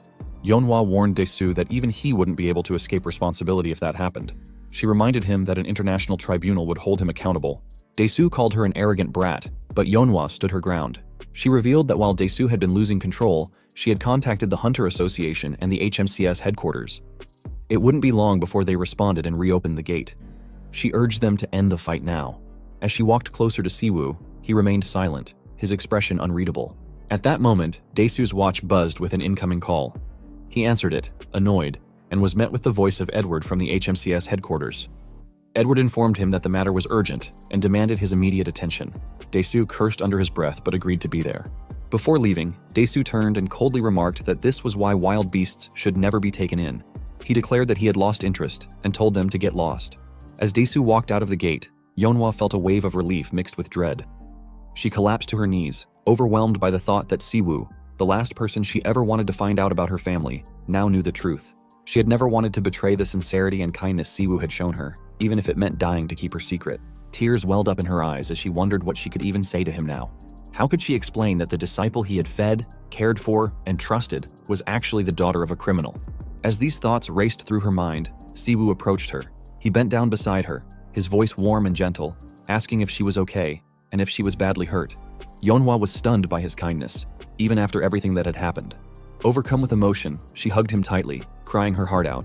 Siwoo, ever calm, simply patted her back and teased her, saying she had way too much energy. A moment later, in Dae-soo's office, he confronted Edward during a video call.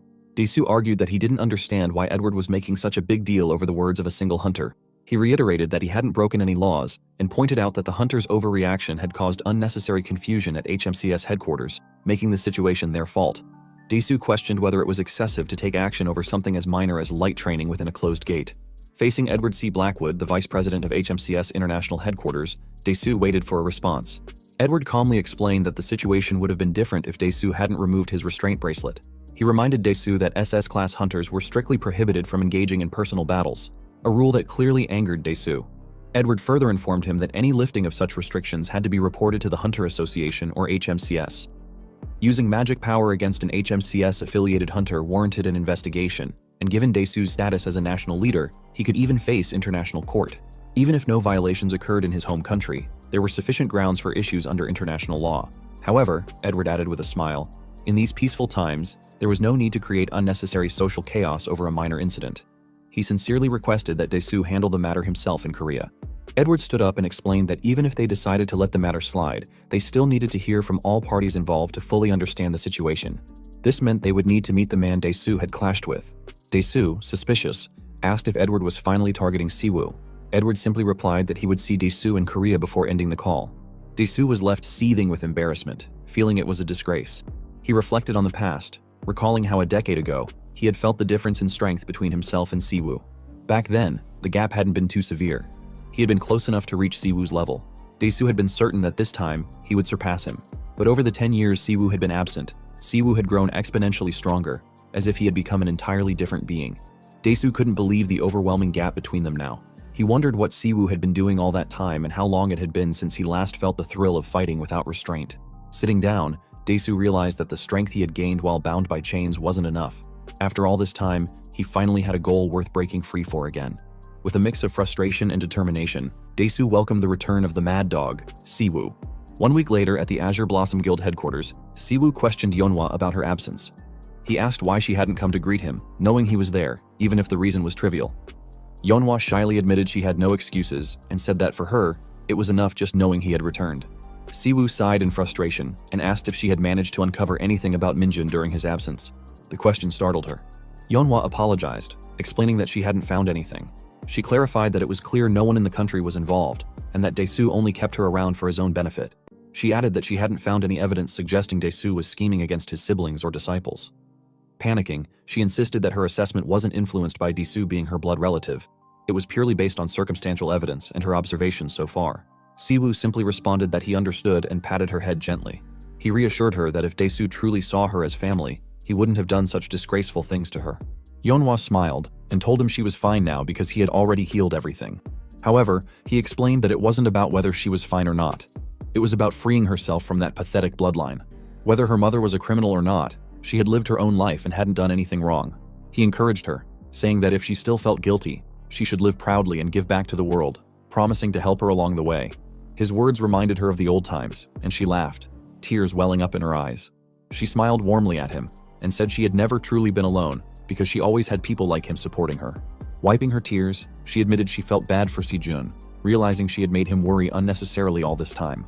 From Sejun's perspective, it must have been difficult to trust someone like her, who hid so much. He scratched his head and told her that Sejun was a cautious person, so she should make things right when she saw him tomorrow. Yeonhwa was shocked and asked what he meant by tomorrow, especially since things were still awkward between her and Sejun. He simply asked what the problem was, emphasizing that they were both adults.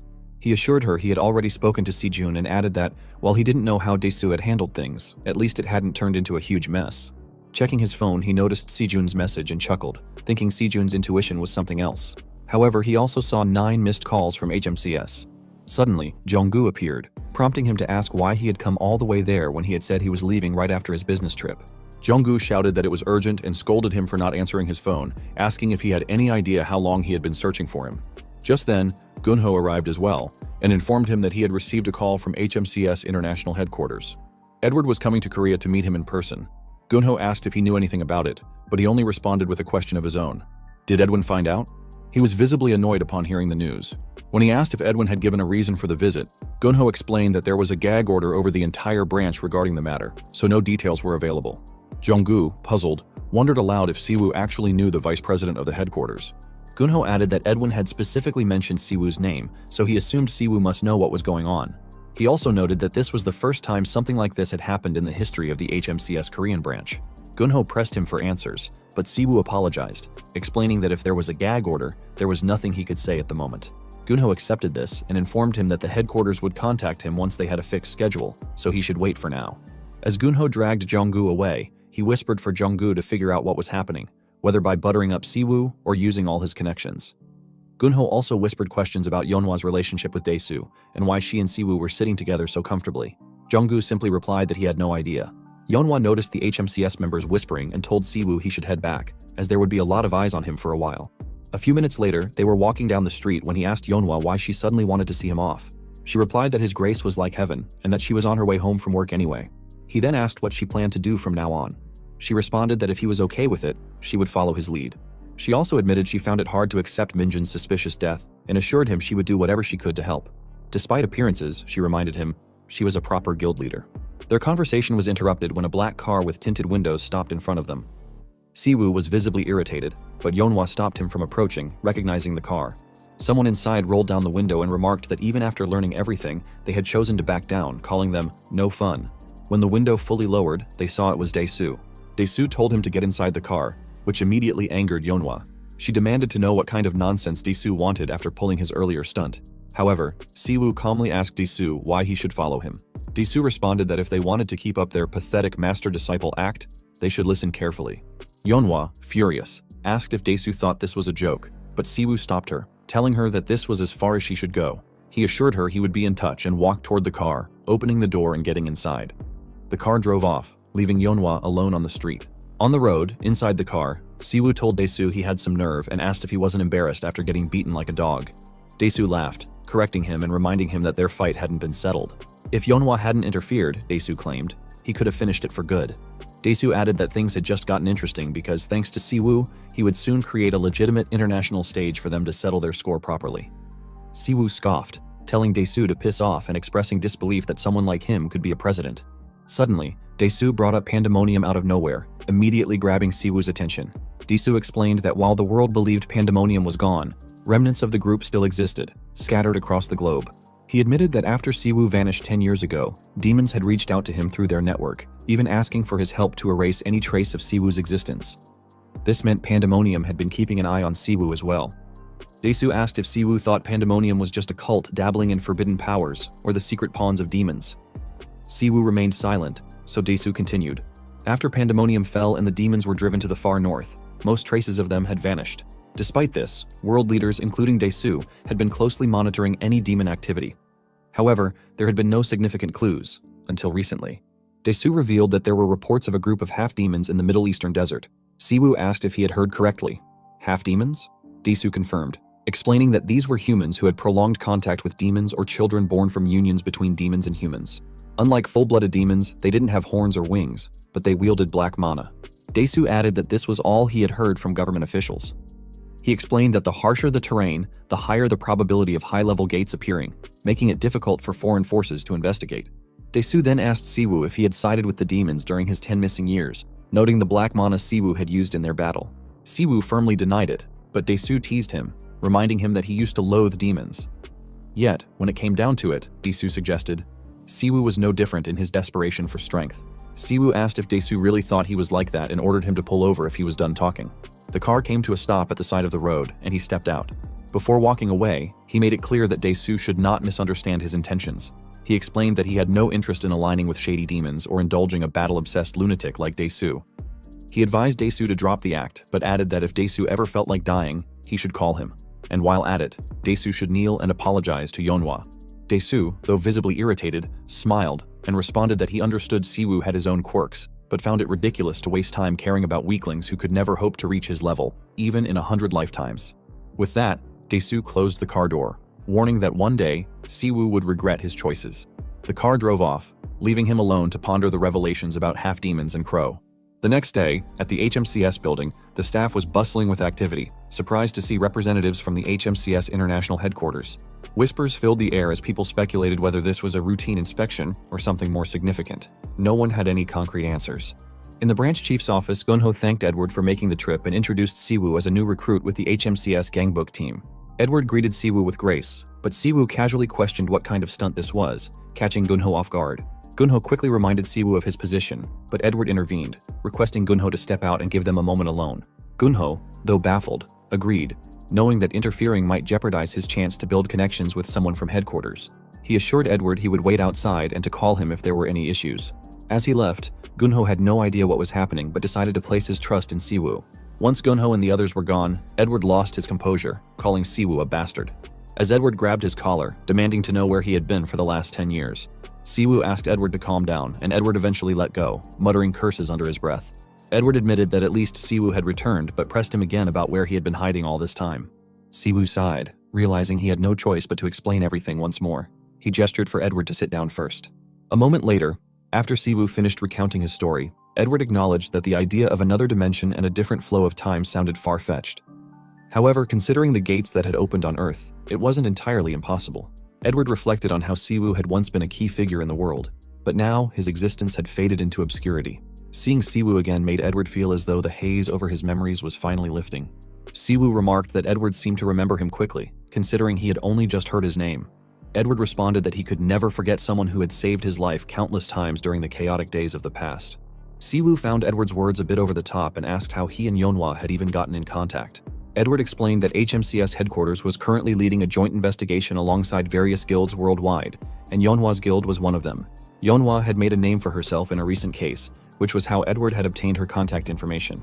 Edward then asked Siwoo if he was currently at the HMCS Korea branch and offered him a position at HMCS headquarters. Siwoo declined, surprising Edward, who asked why he didn't want the opportunity. Siwoo simply replied that he saw no reason to. Edward urged him to reconsider, emphasizing that someone like Siwoo should be operating on a bigger stage. He added that he could really use a reliable right-hand man. Siwoo thanked him for the trust but explained that he was already conducting his own investigation. Edward agreed that headquarters could assist with that, highlighting the extensive investigative authority they had. Siwoo said he would think about it and asked what the joint investigation was about. Edward explained that a hunter group massacre had occurred inside and around a newly discovered gate in the desert. While people would normally assume it was caused by monsters, the autopsy revealed poisoning. The hunters had all died from ingesting something, and based on their findings, they suspected illegal enhancement drugs. Siwoo was visibly surprised by this revelation. He asked Edward if he was referring to an awakener drug. Edward confirmed and explained that there had been no official announcement yet, as they still lacked concrete details about the substance or its distribution network. However, in reality, the Central Bureau had been secretly investigating a series of awakened deaths occurring worldwide over the past 6 months. Edward informed him that autopsies during the investigation revealed only one common factor. The victims' internal organs had ruptured at the cellular level. The case was difficult to announce publicly because most of the victims were awakened criminals, and no traces of drugs were found in their systems. Fortunately, a witness had come forward in China regarding a similar incident. According to the witness, the deceased awakeners had inhaled a black powder before exhibiting berserk behavior and ultimately self-destructing. Those who inhaled the powder displayed unimaginable levels of mana release and skill enhancement, acting almost like living suicide weapons, wiping out everything around them before exploding. He asked Edward if this meant the black powder was an illegal awakener enhancement drug, and if it was linked to the recent desert incident. Edward clarified that it wasn't just linked, it was directly connected. The desert incident was considered the starting point of the illegal drug case. Confused, he asked why the desert incident, which happened recently, was considered the starting point when the investigation had been ongoing for 6 months. Edward explained that a gate had been discovered in the desert, accompanied by a massive number of casualties. At its entrance, the Azure Blossom Guild had been the first to secure the original form of the black powder. Near the gate, they also found a vehicle belonging to an obscure trade guild called IZ. Edward added that while the IZ Guild had no known illegal ties and appeared to be a small-scale operation, something about it felt off. He leaned back in his chair, lamenting why he always got tangled up in such messes and thinking it was going to be a hassle. Edward smiled and mentioned that he already knew Yeonhwa was his disciple. While the investigation was being conducted in secrecy, Yeonhwa, as the first to discover the drug's original form, couldn't back out of the case now. Edward added that if he helped, the trouble Yeonhwa faced would be significantly reduced. He questioned whether Siwoo would really ignore the situation, knowing his precious disciple was caught up in a dangerous case. Edward called him by his nickname seriously, making him realize that Edward had already set the board. Reluctantly, he agreed to help, partly because he had business in the Middle East as well. This lifted Edward's mood, and he excitedly promised to do whatever he could to assist if Siwoo was willing to lend his strength. Edward then asked what had happened between him and Dae-soo, mentioning that he knew about their unauthorized live combat training. He offered to help resolve the situation, but Siwoo declined, telling Edward to leave it alone. He explained that while Dae-soo was a power-hungry piece of trash, he was still human at the end of the day. The next day, at Sejun's house, Sejun noticed him packing and asked if he was joining the Central Bureau's international investigation. He confirmed, explaining that Edward had personally asked him for the favor. Sejun admitted he knew Edward but questioned how he had even gotten in touch with him. He replied that it was a long story and suggested Yeonhwa would explain the details later, which surprised Sejun. Before Sejun could ask why Yeonhwa was suddenly brought up, his phone rang. Sejun answered and walked away, asking Yeonhwa how she had even gotten his number. Pri, curious, asked where they were heading this time. He responded that their first destination was Europe, where the Central Bureau's headquarters was located. Pri asked if they had chicken there, and he guessed they probably did. Pri then questioned whether he would be pushing their mana to its limits like in the last battle, which caught him off guard. He playfully asked Pri why it mattered, and if Pri was worried about his food supply running out. Pri angrily retorted that it wasn't about the mana supply but rather an anomaly occurring within him. He asked what Pri meant, and Pri explained that ever since returning to Earth, as he grew more accustomed to Earth's mana and his output increased, he had noticed a loss of control. Pri speculated that dimensional travel had affected not just him, but Pri as well, and the fight where he had pushed his mana output to the limit had likely triggered the issue. Pri elaborated that since they had formed a contract in the other realm, Pri wouldn't attack him. However, the more his mana recovered, the worse the loss of control would become. Eventually, if Pri lost complete control, they couldn't predict what side effects might emerge. There was even a risk that he might not be able to use his power at a crucial moment. He thought for a moment and responded that he wasn't exactly relying on Pri's power much at the moment, so it didn't matter. This angered Pri, who asked if he was saying he didn't need Pri's power. He clarified that if they ended up fighting demons, he would need Pri's strength. But for now, it wasn't something to worry about too much. He stretched his body, reflecting that his warm-up fight with Dae-soo had ended up being useful. As he looked out the window at an airplane, his thoughts turned to the awakened enhancement drug, realizing it all felt too familiar. 2 days later, at the HMCS International Headquarters, a woman remarked to her team that Edward was truly something else. Despite the manpower shortage, she couldn't believe he was adding people to a classified international investigation without following proper procedures. Another woman chimed in, saying Edward had always been unpredictable like that. Hayakawa Hikari, the first investigation team captain of the HMCS Tokyo branch, confidently stated that she alone was enough for the Asia team. She asked her brother Kumo if he agreed, and Kumo immediately supported her, praising her as the youngest recruit in HMCS Japan's history, the first team captain of the Tokyo branch, and the most beautiful woman in the world. Hikari laughed and told Kumo to keep the compliments coming. Layla, the first investigation team captain of the HMCS Europe headquarters, interjected that even though Yeonhwa wasn't an official HMCS member, she'd honestly prefer working with that Korean hunter over Hikari. Hikari shouted, demanding to know what Layla had just said. Layla calmly replied that she had said nothing, but Hikari reminded her that they were both wearing translation earpieces, and if she had a complaint, she should say it outright. Suddenly, a man appeared, informing them that Director Leone had ordered everyone to assemble in the main conference hall. Hikari asked if the unprecedented parachute recruit had finally arrived. The man awkwardly laughed and told them to head over, as he had heard the recruit had just landed with Edward. Layla wondered who the hunter was, given that Edward had personally gone to greet him. She questioned if the recruit was even officially part of HMCS. The man confirmed that the recruit was from HMCS Korea, Hunter Min Siwoo. A moment later, everyone gathered in the meeting room. Edward thanked them for coming quickly despite their busy schedules and suggested they start with brief introductions. He introduced Siwoo as the newest official member of their team. Layla introduced herself and her team's vice president Stefan, representing the Europe branch. Hikari introduced herself and Kumo, her right hand from the Asia branch. Edward explained that since the case was urgent, they should get straight to the point. With a new member joining the team, they needed to revisit the details. He asked Layla to provide a brief summary of the case, to which she agreed and stood up. Before Layla began, Edward reminded everyone that although they were already familiar with the details, they should be extremely cautious about leaks, as this was a classified investigation. Suddenly, Edward's secretary knocked and informed him it was time for his next appointment. Edward stood up, expressing his confidence in their excellent work, and left the meeting room with his secretary. The room fell quiet until Layla cleared her throat and announced they should begin the briefing. She started by outlining case number A3942FC, also known as the Illegal Awakener Enhancement Drug case. Their investigation team was responsible for the field investigation at the site where the original substance was first discovered. The initial gate found at the site was ranked A. A total of 6 Awakener corpses had been discovered near the gate, and autopsies confirmed they suffered internal damage identical to victims in previous incidents. The Awakener enhancement drug was found among the victims' bodies. The gate itself showed traces of battle only near the entrance, with no unusual findings inside. Since no Awakener enhancement drug was found within the gate, its level of danger was still being assessed. Once the investigation was complete, a decision would be made on whether to proceed with clearing the gate. Layla added that a vehicle belonging to the trade guild IZ had been found near the site. Upon investigation, IZ was identified as a small-scale legal guild operating in the Middle East with no notable irregularities. Therefore, their team would primarily focus on an in-depth investigation inside the gate and a thorough field inquiry around the site.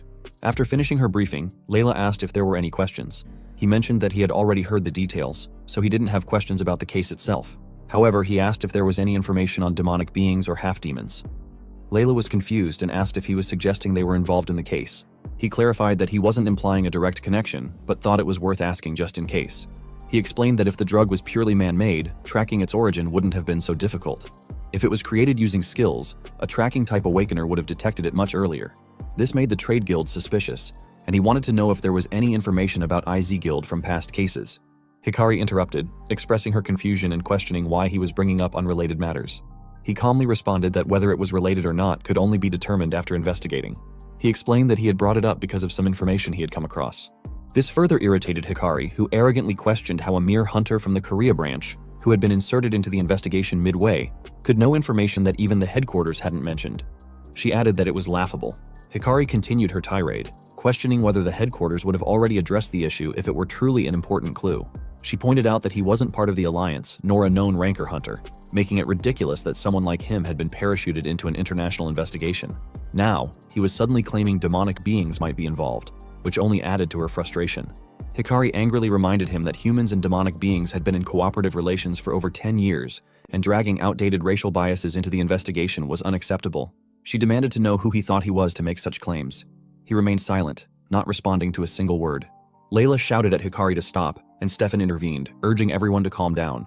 He emphasized that there was no need for hostility so early in the investigation. Layla agreed, reminding them that as top representatives from their respective branches, they should prioritize the case over personal conflicts. This calmed Hikari down slightly. Layla then asked him to focus on the investigation itself, to which he agreed, stating he understood. She moved on to outline the next day's operation in the desert area. Hours later, Layla finished briefing them and instructed everyone to be prepared for the day of departure. Layla, Stefan, Hikari, and Kumo left the meeting room. Hikari, still visibly upset, questioned who Siwoo was, where he had come from, and how he had gained the vice chairman's favor. Layla reminded Hikari that they would be working together for a while and advised against making a big deal out of it. Hikari was surprised and asked if Layla was on Siwoo's side. Layla clarified that she wasn't, but noted that Siwoo seemed more experienced than she had expected. Meanwhile, Siwoo remained in the meeting room, yawning and guessing that the investigation might turn out to be more annoying than he had anticipated. Pri remarked that it had been noticed before. Siwoo had no sense of social awareness and was a total outcast. Siwoo explained that he simply didn't care for formalities. Someone approached him, commenting that he had made quite the dramatic entrance. Siwoo noted that it had taken Edward long enough to show up and remarked that the vice chairman must be very busy. Edward sat down, describing the International Investigation Agency as more of a circus than anything else. He explained that while they called themselves Awakeners, they were essentially a bunch of lunatics running around with bombs in their hands. Nothing had changed in the past 10 years. Chaos was still everywhere. Siwoo stood up, reminding Edward that great power came with great responsibility, a phrase that was hard to understand unless experienced firsthand. He walked toward the front of the room as Edward asked how he found his team members. Siwoo glanced at the documents and replied that they were a little annoying, but he didn't care as long as they didn't get in his way. Edward smiled, noting that some things never changed. Siwoo was still the same as he had been 10 years ago. Edward reminded him that the next day's operation was just a routine site survey, so he shouldn't cause too much trouble. With the entire HMCS International headquarters backing him, Edward expected things to go smoothly. Siwoo uninterestedly agreed. The next day, they arrived at the HMCS Middle Eastern Branch headquarters where a man welcomed them. He informed them that their accommodations had been arranged at the main office building and that a vehicle had been prepared for their transportation to the incident site the following day. Layla thanked the branch director and inquired about the access permit for the gate at the incident site. Siwoo looked around while Pri complained about the heat, calling it the worst place on Earth. Siwoo noticed there were no traces of demons in the city, and the mana density was stable, making him wonder if Edward had sent them on a wild goose chase. Suddenly, Hikari called out to him. She warned him to stay sharp and focused if he didn't want to die, making him realize that this investigation was going to be far more annoying than he had thought. That's the end of the video. Let me know your thoughts and if you want the next part.